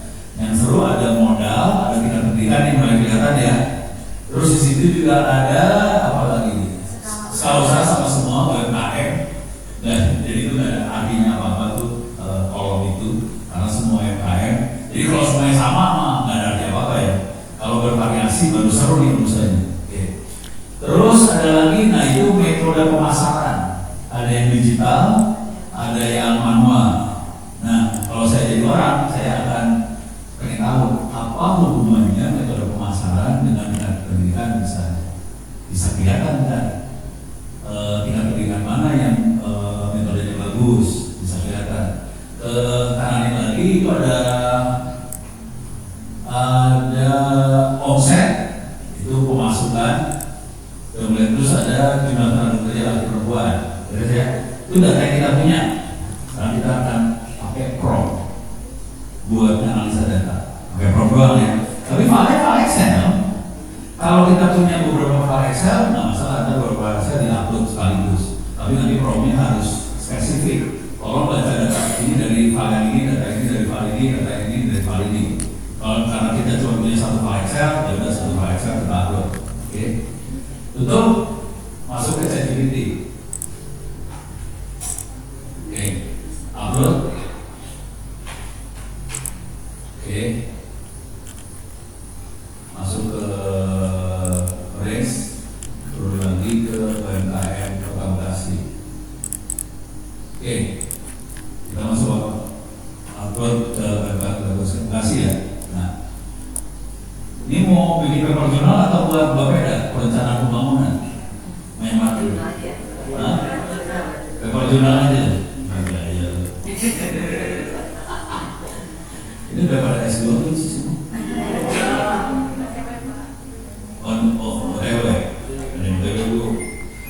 Ini yang buat yang mau S2, yang mau dari S1 menjadi S2 juga ini jujur. Untuk S2 harus bikin paper jurnal berapa? S1? Oh ya S2? S1 pakai ya?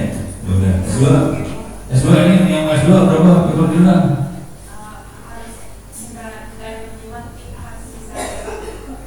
Minimal hiji aja, minimal satu kali ya. Harus kita berapa? 2. Mampus, bukan 2 lumayan deh. Itu di mana? Nah, di mana di kampus mana itu? Banyak kayak gini. Ya, Sinta 2 lumayan sih. Hah? 2,5 juta. Biasanya sih daerah situ sendiri. 2,5 juta masih ya lumayan sih buat beli combro mau bisa berapa karun ya. Oke, sekarang tekniknya buat paper ini saya arahnya paper jurnal ya, bukan buat Bapeda. Oke, berapa orang yang lagi S2? 1, 2, berapa lagi? Ada lagi? 2. Oke. Belum ada, yang apa-apa. Buat S3 berarti. Kalau S3, kalau di Malaysia itu harus ada 4 paper jurnal Q1 di Malaysia. Gampang kok, nebusnya juga asik gampang. Satu paper jurnal saya butuh waktu sekitar semingguan menulis. Gitu ya. Asal datanya ada. Ini contoh, ini data udah ada ya. Saya akan bikin paper jurnal. Supaya paper jurnal bisa tembus, yang penting di paper jurnal itu apa? Supaya bisa tembus. Ayo. Apa? Data bukan. Ya, emang jelas ya. Supaya paper kita bisa tembus, yang penting di paper kita ada apa? Apa yang dilaporkan di paper jurnal? Temuan. Yang ngomong dulu. Saya.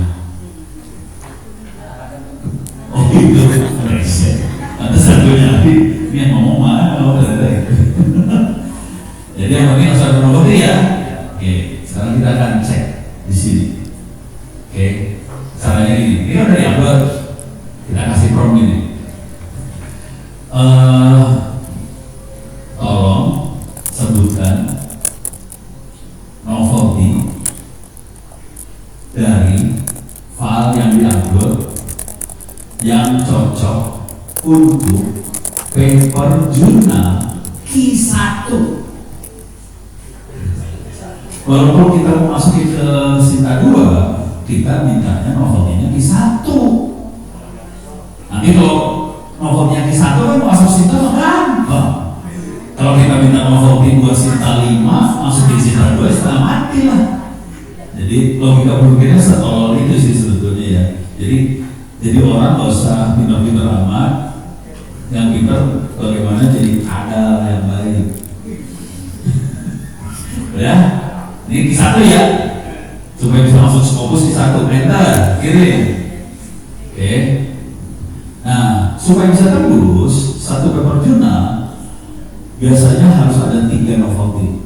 Nggak bisa satu novelty satu paper jurnal, enggak. Biasanya 3 supaya nulisnya gampang. Terus ya. Jadi harus masukin novelty tadi 3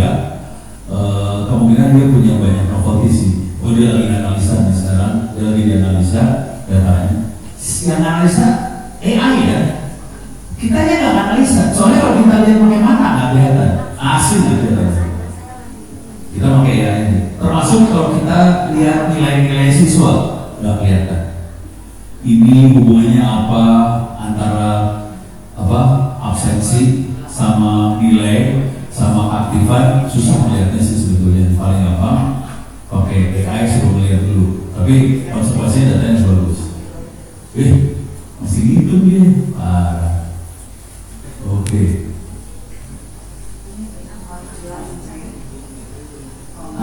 Jadi paper jurnal lebih susah daripada nulis buku ya, saya kasih tahu dulu ya. Paper jurnal lebih susah daripada nulis buku. Nulis buku macam-macam. Oke, paham ya. Nangis saja. Ini ada 1000 sih, ada 1000 UMKM. Kalau di kementerian mereka punya 60 juta UMKM. Jadi lebih keren sih analisanya. Cuma dia nggak mau ngasih ke saya, jadi saya nggak bisa analisanya. Nah ini udah melihat. Ini non-voting potensial untuk jurnal Q1. Oke, ya nomor 1 udah kelihatan. Non-voting utamanya apa? Membangun kesiapan UMKM segala macam. Ini kita bisa lihat indeks kesiapannya. Kebawahin lagi, ini variabel yang berpengaruh tuh apa aja kelihatan. Kebawahin lagi. Non-voting yang kedua, paradoks digitalisasi UMKM mikro kelihatan kayak gini datanya. Ini semua non-voting itu nanti masuknya ke hasil penelitian. Kalau dalam paper jurnal kan ada abstrak, pendahuluan, metode, hasil, kesimpulannya. Ini akan masuknya ke hasil. Tapi karena kalimatnya nggak bisa kayak gini ya. Nanti kita prompt lagi, tolong tuliskan 1-2 paragraf tentang non-voting ini. Keluar beres. Gitu ya. Cuman nggak bisa dong kita bikin hasil tanpa metode. Jadi nanti pakai prompt lagi, metodenya seperti apa untuk dapetin hasil seperti ini. Kebayang? Jadi non-voting dapetin. Jadi nanti harus punya data dulu. Saya ulang lagi ya. Kita harus start dari data. Kita punya data. Kemudian kita prompt non-votingnya apa aja. Ini non-votingnya ada berapa nih sekarang? Coba voting total ada berapa? 7. Kita punya 7 non-voting.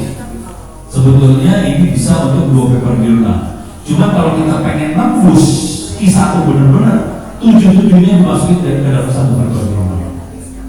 Supaya dalam 1 paper jurnal banyak temuan. Semakin banyak temuan di 1 paper jurnal, semakin probabilitas buat tembusnya tinggi.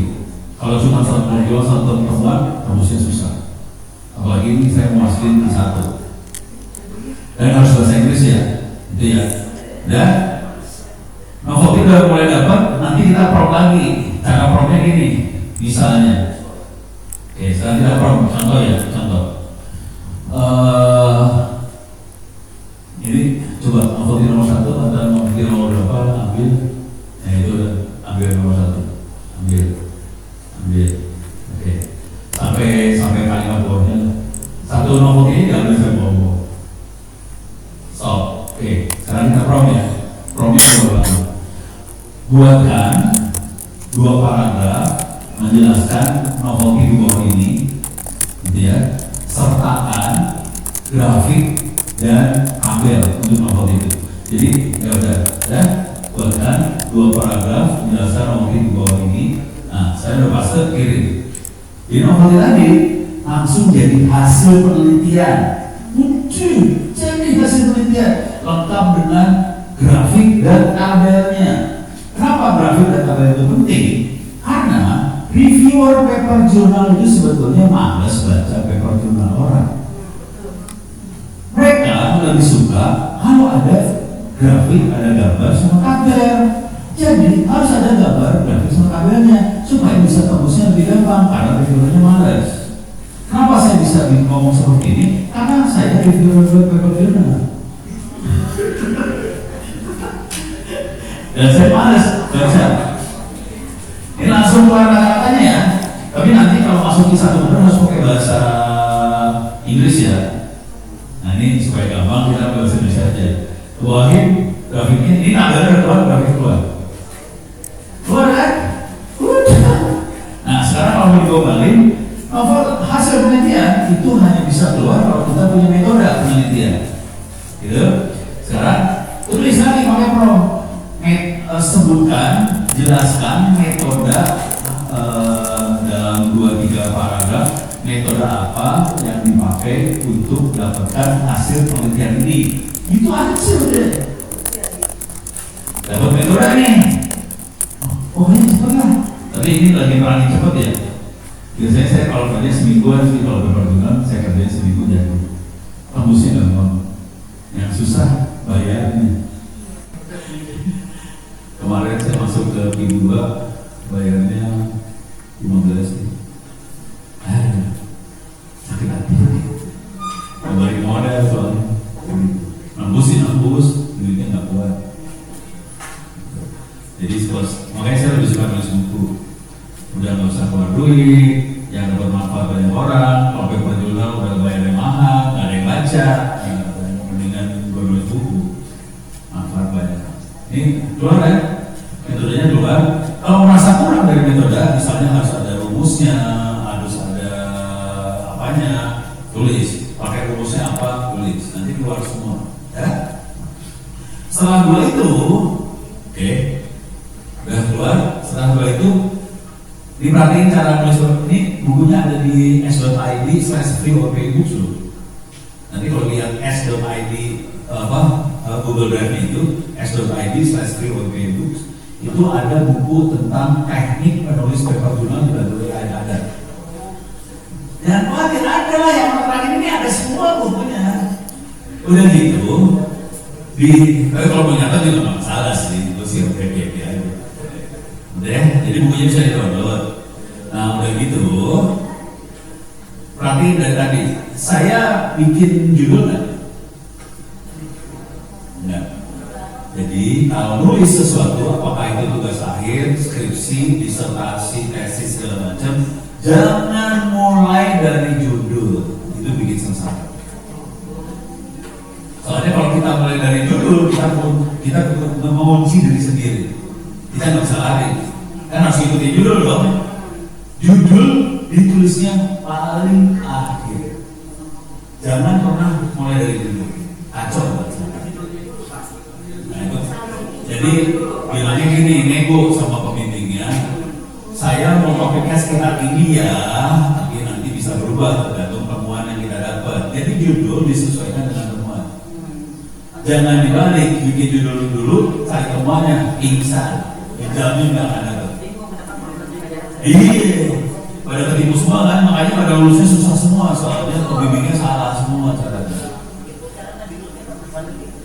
Mandiri benar. Judul mandiri, entah diharum, tewas, terus ya. Jadi berarti saya udah, jadi paling awal adalah mengumpulkan data. Dari data, kita cari novelty dari data. Novelty, tulis hasil penelitian.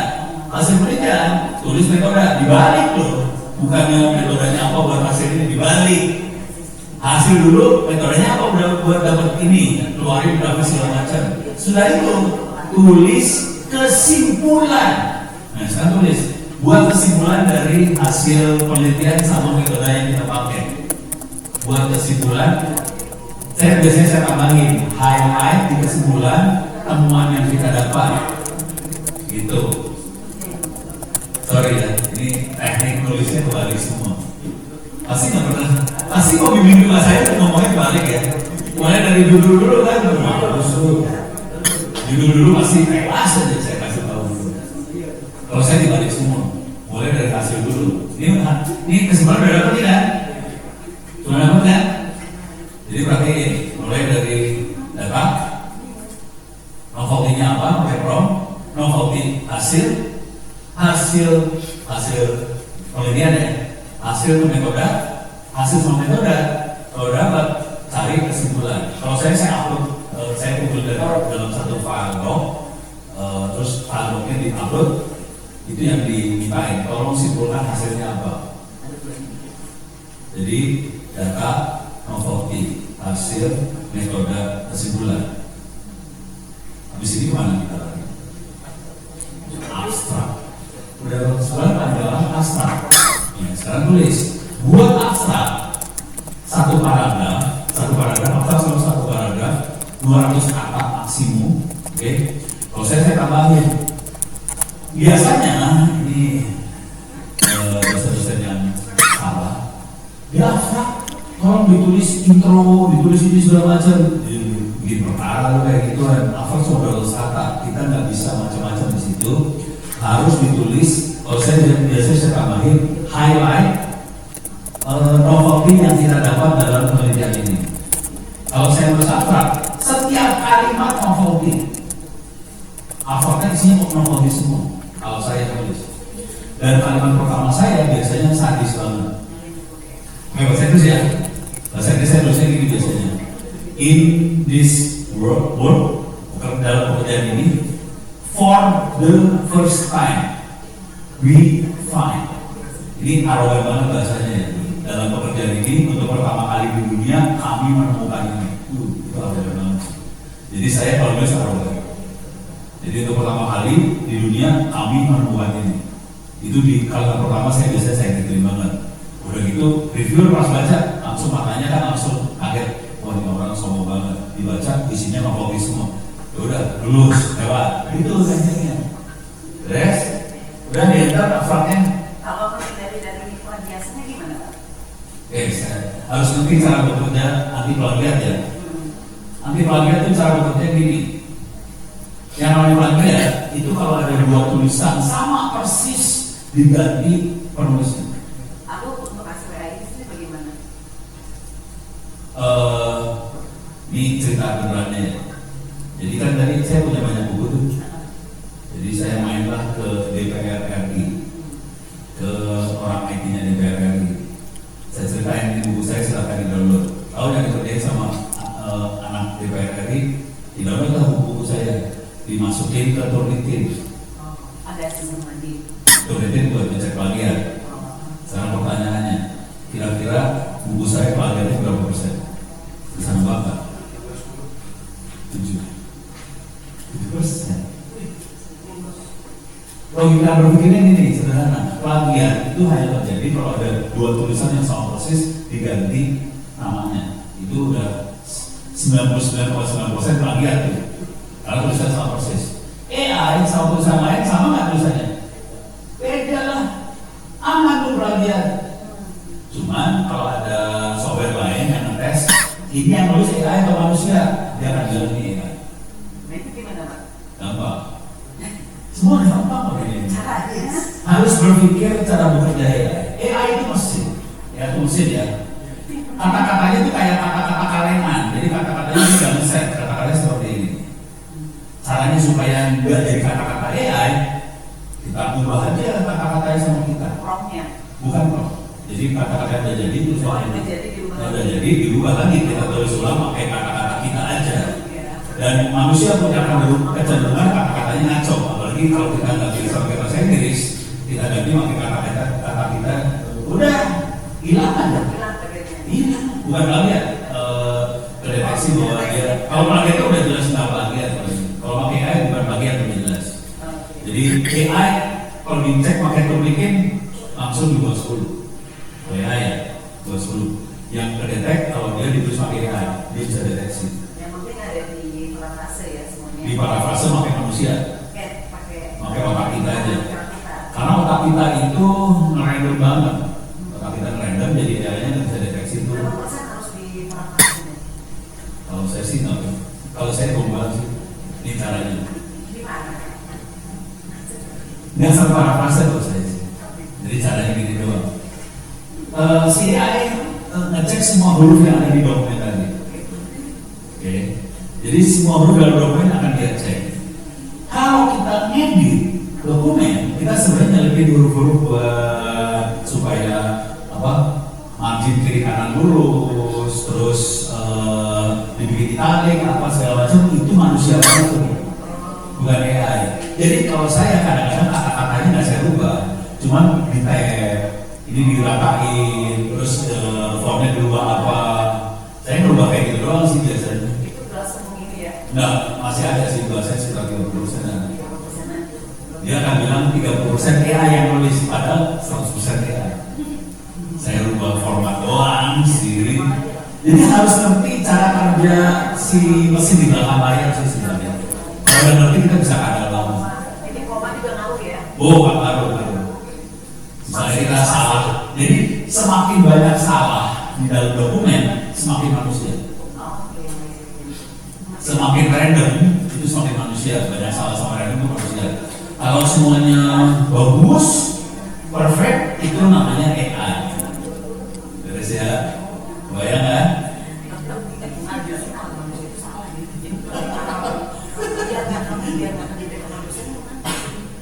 Lo ini sampai pada S2. Mahasiswa.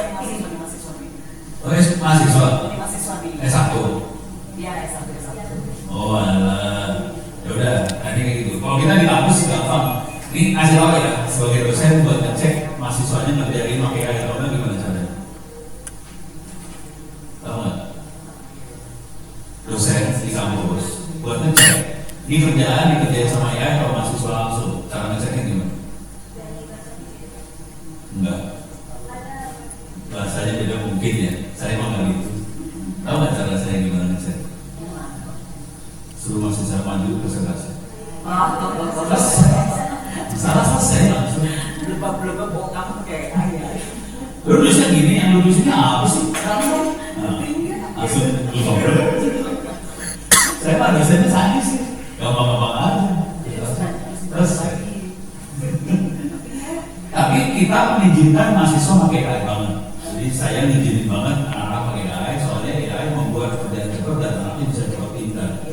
Dari sisi kita kecepatan oke banget, tapi anaknya harus baca apa yang dikerjain juga supaya dia ngerti yang dikerjain. Pas presentasi dia paham, gitu ya. Oke, sip. Tahu kan ini kadang-kadangnya ngerti kan? Oke. Ini baru sampai kesimpulan, sampai abstrak. Setelah abstrak masuk ke intro. Jadi pakai prompt lagi buat intro untuk paper jurnal ini. Deh, buat intro. Nah, yang masalah dengan intro, di paper jurnal itu banyak referensi kan? Masukinnya di mana referensi? Ini kita lihat hasil dulu ya. Oke. Ini kelihatan ada intronya nih ya. Oke, ada intro. Supaya bisa masuk referensi, caranya saya akan ambil misalnya ini ini digital transformation has been widely promoted as key strategy for satu kalimat ini kita ambil ya, satu kalimat. Kita pengen cari referensi yang tentang itu. Oke, klik kanan, copy. Oke, masukin tab baru di web, buka Google Scholar. Google Scholar. Kenapa cuma dulu gak ada ini? Cuma dulu kita lebih pintar, karena kita makainya bukan artificial intelligence, kita pakai real intelligence. Paste, nah kalimatnya di paste. Oke, kita dapat referensinya, kita ambil referensinya sebetulnya. Jadi nanti kalimat tadi dipakai sama paper jurnal ini apa? Kalau itu yang sederhana cuma gitu doang ya. Nah, kalau saya, ini udah jurnal Sita ini mah. Di Sita ini mah. Oke, bahasa Indonesia soalnya. Nah, yang perlu adalah bisa enggak kita bandingkan kerjaan dia sama kerjaan kita, dan hasil perbandingan itu kita masukin ke dalam intro juga. Jadi caranya ngebandingin adalah ini di download, paper ini download, kasih nama apa?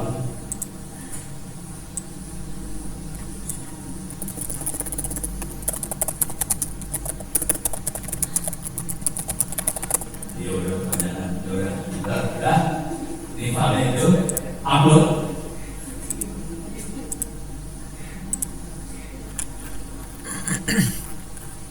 J. Itu dia. Oke. Upload. Jadi sebaiknya dari di dalam paper jurnal ada 24 minimal ya. 24 referensi minimal 24. Kalau saya lagi nulis, saya biasanya 40 referensi. Dan itu harus dibandingin semua. Kerjaan kita sama kerjaan orang lain dibandingkan hasil perbandingan. Jadi cara kalimat. Jadi paper jurnal harus dapat temuan, no copy. Gak bisa kita bilang ini saya menemukan pertama kali di dunia, itu gak bisa sebetulnya. Kalimat seperti itu gak bisa sebetulnya. Cuma kalau arogan bisa. Cara yang benar adalah cara ngomongnya gini, si A ngerjain dengan cara ini hasilnya ini, saya ngerjain dengan cara ini hasilnya ini. A sama saya beda, perbedaan itu namanya novelty. Jadi caranya ngasih tahu bahwa ini baru, ini beda sama orang lain adalah kita bandingkan kerjaan kita sama kerjaan orang lain, nanti bedanya novelty. Caranya gimana ngebandinginnya? Ini kan udah diupload, oke? Kita tulis saja, bandingkan kerjaan yang kita lakukan dengan bandingkan paper jurnal ini dengan penelitian kita. Bedanya di mana? Gitu ya. Tulis dalam misalnya 3-4 kalimat aja, jangan terlalu panjang. Soalnya kalau bandingin, kalau saya enter biasa, nanti panjang perbandingannya banyak banget. Saya bilang 3-4 kalimat dalam 3-4 kalimat saja, enter. Nanti dia akan ngasih dia perbandingan. Nah 3-4 kalimat itu kita selipin ke dalam intro tadi.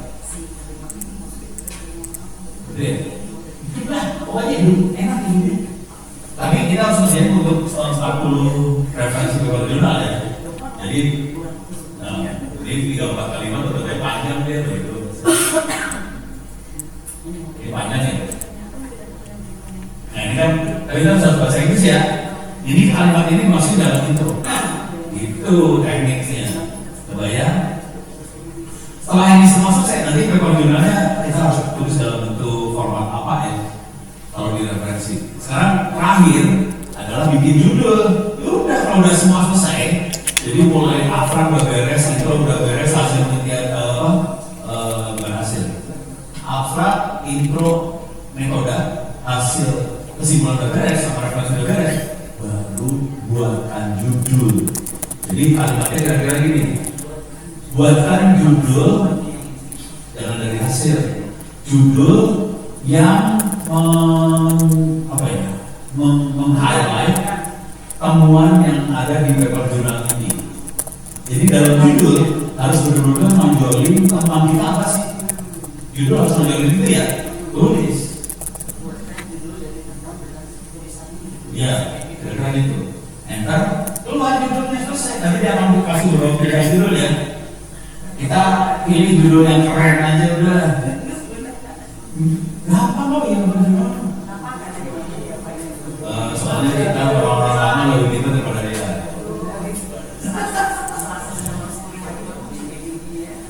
Ini kelihatan judulnya banyak, kita tinggal biasanya ngasih pilihan judul terbaik yang ini. Tapi ini kan tadi kita cuma analisa satu novelty aja ya. Jadi yang sebenarnya judul novelty kita analisa, kemudian referensi kita analisa semuanya. Ini mulai kerjaannya nggak bisa sehari. Saya biasanya seminggu satu jurnal selesai. Jadi ya. Udah berapa lama nulis paper jurnal? Nulis paper jurnalnya udah berapa lama? Baru setahun nulis paper jurnal ya. Berapa lama nulis paper jurnal? Setahunnya juga udah jadi belum? Belum ya. Ya udah, ini setahun nulis paper jurnal masih bentuknya masih senyum-senyum nggak apa-apa.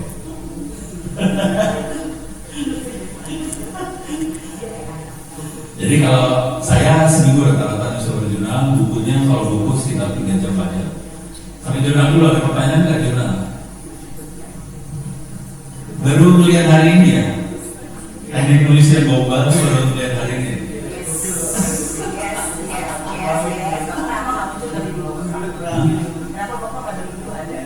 Saya ada bu, saya mau udah tahu. Anak udah sering gambreng ya bu. Cuma jujur ya, cara saya suka dimusuhin sama dosen-dosen lain. Soalnya caranya gitu kok. Iya. Tapi kita harus tetap baca ya. Jangan pernah bikin kita cuma copy paste dari AI, nggak bisa. Harus baca. Soalnya AI kadang-kadang suka halusinasi.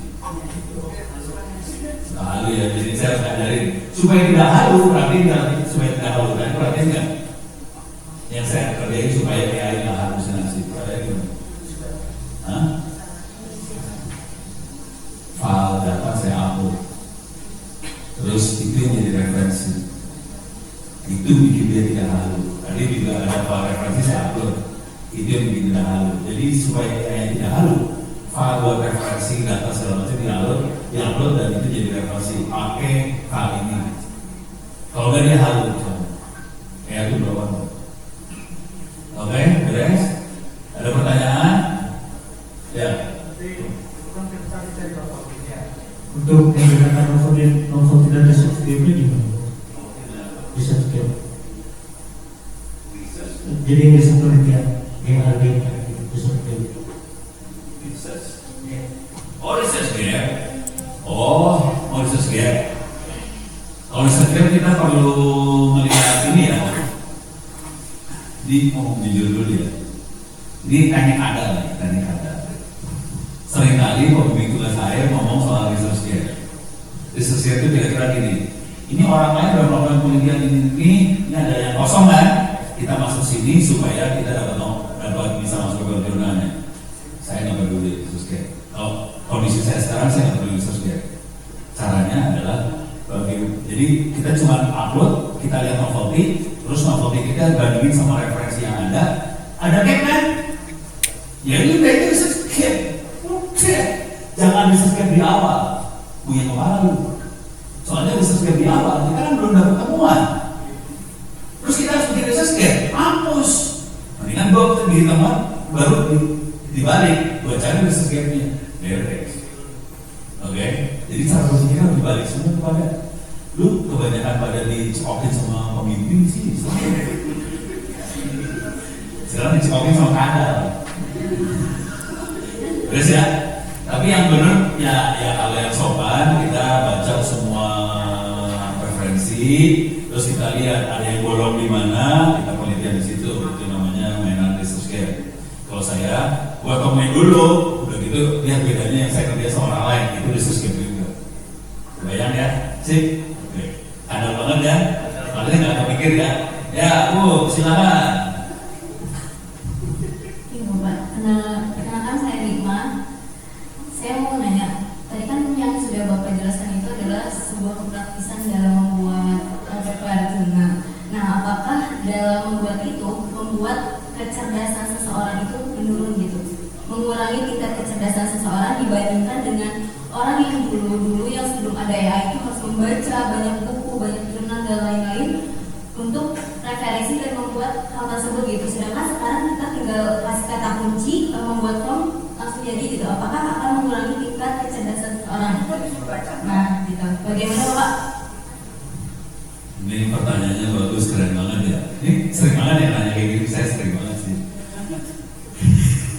Dan kira-kira logikanya gini deh, cara berpikirnya kira-kira gini. AI itu kayak pisau, oke? Dia kayak senjata aja. Jadi apa yang biasa kita kerjain dengan AI akan semakin tajam. Bisa. Kita emang orangnya kreatif, dengan AI tambah kreatif. Kita orangnya inovatif, dengan AI lebih inovatif lagi. Kita orangnya malas, tambah malas. Jadi dasar yang itu, karena dari dulunya, ya udah AI akan nambah tajam aja yang kita punya. Jadi bukannya dengan AI kita jadi malas enggak. Ini contoh, saya zaman dulu nulis buku 1 bulan, 150 halaman. Sekarang 3 jam. Karena saya mau suka nulis, oke? Pas dikasih AI, tambah cepat banget. Sesederhana itu sih cara berpikirnya. Yang nanya kayak gini banyak banget loh. Hampir dari semua seminar nanyanya kayak gini. AI tambah bikin orang bodoh apa segala macam. Ya kalau kita dasarnya emang malas, ya tetap malas. Kalau dasarnya bodoh, tambah bodoh. Tapi yang dasar itu nggak bisa diajar, nggak bisa dibentuk waktu kita udah segede gini ya. Dasar-dasar itu sebenarnya dibentuknya dari SD. Jadi harus kita tanamin ke anak-anak yang SD supaya dia rajin, inovatif, kreatif, apa segala macam, supaya pas dapat AI itu dasar kami menjadi tambah menggilangkan. Itu argumentasinya pengalaman yang selama ini biasanya kayak gitu sih. Jadi bukannya AI ini jujur. Kalau saya nggak ada AI, saya tambah susah kita. Misalnya ada sesuatu, saya butuh satu masalah, masalah psikologi. Saya kan bukan orang psikologi. Saya tanya ke AI, dia jawab. Jadi kalau saya dapat masalah, saya tanya ke AI, dia jawab. Apanya dia jawab. Itu artinya apakah orang tambah bodoh? Kan enggak, justru tambah males dan saya tambah bebas. Misalnya ada satu masalah, saya tanya ke AI, alternatif solusi buat masalah ini apa aja? Saya misalnya terpikir cuma 2-3 alternatif, ya bisa ngasih lebih banyak lagi alternatifnya, karena dia baca kemana-mana. Dari banyak alternatif yang keluar, saya bisa tahu, oh oke, solusinya sudah bisa banyak. Jadi saya ini ditambah. Cuman saya nggak pakai AI buat yang acak-acak ya, maksudnya emang benar-benar buat kerjaan sih. Itu ceritanya. Bayang ya, sip. Berarti kalau misalnya orang yang malas membaca, berarti itu kebalikannya. Iya. Harus baca sih. Coba aku pengen tanya nih. Berita yang pertama loh. Itu. Kamu nggak sholat?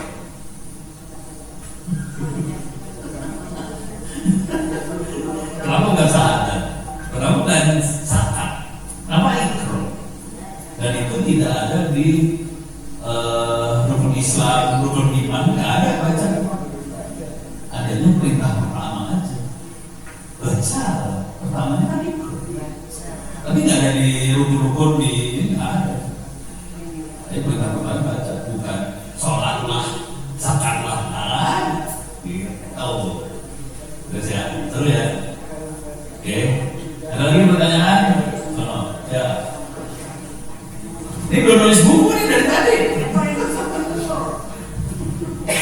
Bertanya Pak, untuk penggunaan PK itu kan Pak ya, kalau untuk siswa-siswa SD ya Pak, itu kan mereka atau kelas 6 itu ngambil PKI tapi bahasanya itu suka beda-beda gitu. Nah, begini. Jadi ngomong referensi buku yang saya upload, nggak ada AI sih sebenarnya. Yang SD itu ngoding, bikin program. Kelas 5, kelas 6 itu lebih ke arah logika berpikir, lebih ke algoritma, tujuan lebih ke arah bikin program. Jadi bukan ke AI. Jadi kalau saya pribadi, SD itu, coba silakan dibaca-baca aja kalau bisa ya buku SD-nya. SD itu lebih menguatkan fondasinya dia sih sebetulnya. Jadi saya nggak akan pakai AI itu di SD dipakai buat gurunya aja, bukan siswanya, gitu ya. Kalau anak SD dikasih, kalau mau AI buat lucu-lucu buat nanya, misalnya gantiin buku sudah bagus. Kalau gantiin buku, contoh, ini contoh aja ya. Berapa orang di sini yang sudah pernah baca bukunya, bukunya Rela Kartini apa? Habis gelap, kebetulan teman. Berapa orang di sini yang sudah baca bukunya Rela Kartini? Cuma tahu judul doang semua ya? Intinya apa dari buku tadi? Biografi dari buku kita Kartini, ada lagi yang lain? Ini saya pas cuma nanya doang, gue nggak tahu juga jawabnya, jawab aja, emang nggak tahu nggak? Biografi, ada lagi yang lain? Kisah, sejarah, coba kita tanya AI aja. Yang benernya harusnya upload bukunya Kartini, cuman bukunya ada di rumah. Saya punya bukunya ada di rumah, saya udah baca sendiri. Jadi kalau mau jujur, saya udah tahu kira-kira bukunya Habis Gelap dan Terang seperti apa. Saya baca buku itu waktu saya SD. Baca buku itu orang yang khawatir. Saya banyak baca buku sejarah juga sih, karena seneng aja baca buku sejarah. Oke, coba deh buat summary, summary kali ya, bener ya summary. Garis miring inti dari buku RA Kartini Habis Gelap Terbitlah Terang, gitu ya. Nanti kita lihat apa yang kita sebut tadi benar apa salah. Tapi kalau bagus baca bukunya langsung juga. Ini coba lihat. Ini kepanjangan dia ngomongnya nih. Harusnya tadi bikin summary dalam 5 kalimat atau berapa kalimat saja supaya kita nggak usah baca kepanjangan ya. Oke. Ini ke bawahnya masih belum ya? Udah. Oh, nah ini atas apa terus. Pendidikan, emansipasi perempuan, kritik terhadap ada federal kesalahan martabat manusia. Nggak ada soal yang tadi Bu. Tapi emang itu yang ngomong sih. Kalau baca bukunya seperti itu, keren sih. Gitu. Caranya baca, dan itu tahu apa yang nanti kepala orang tadi. Gitu. Terus ya, kalau mau iseng, dirada off OOT dulu. Kalau bisa buka tab baru lah.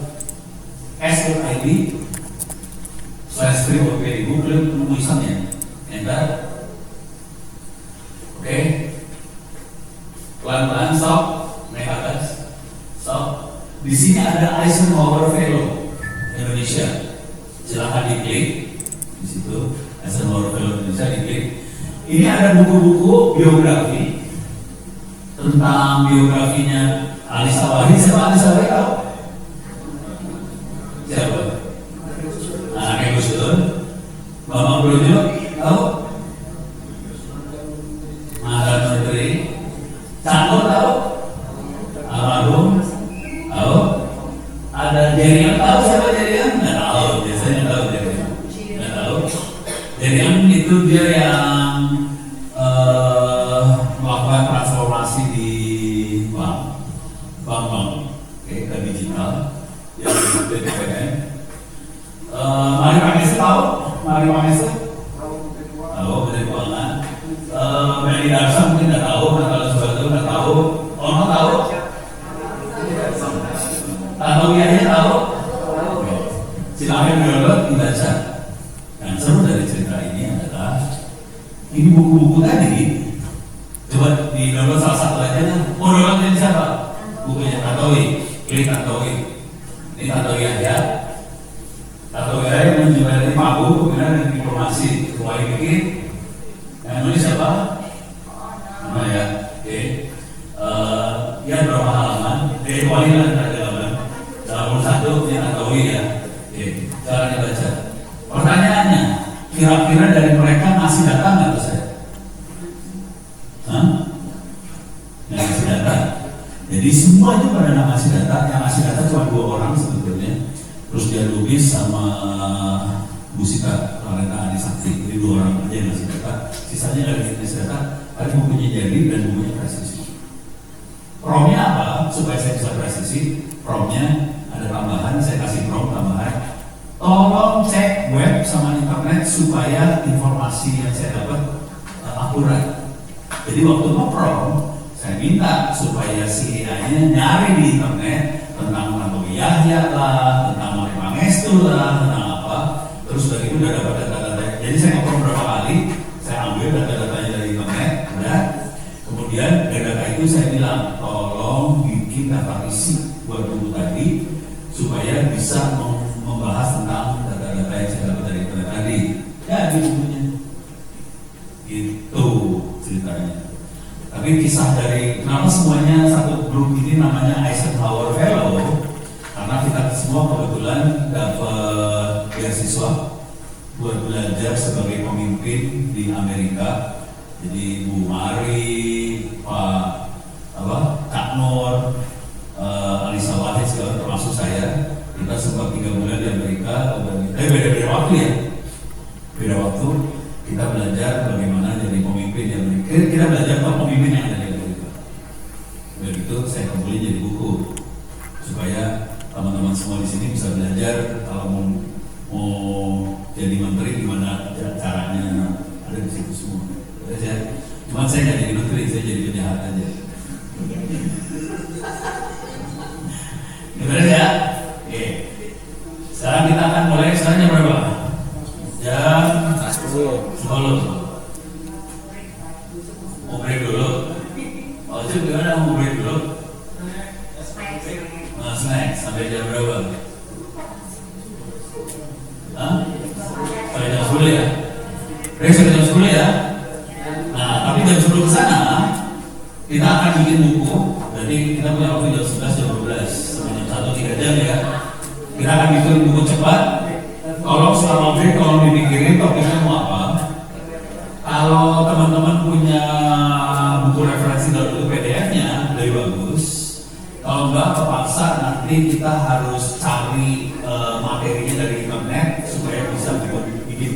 buku yang kita bikin jadi bagus, presisi. Kalau buku itu tentang pelajaran gampang, soalnya materi-materi pelajaran kita di internet banyak banget, jadi nggak masalah kalau pelajaran. Kalau bukunya tentang bukan pelajaran lebih susah, karena halusinasi nanti ceritanya. Jadi saran saya coba pikirin buat bikin buku pelajaran yang kita ajarin, terus nanti promnya kita pakai internet buat nyari. Gitu ya, beres ya, kebayang? Oke, kita break sampai jam 10.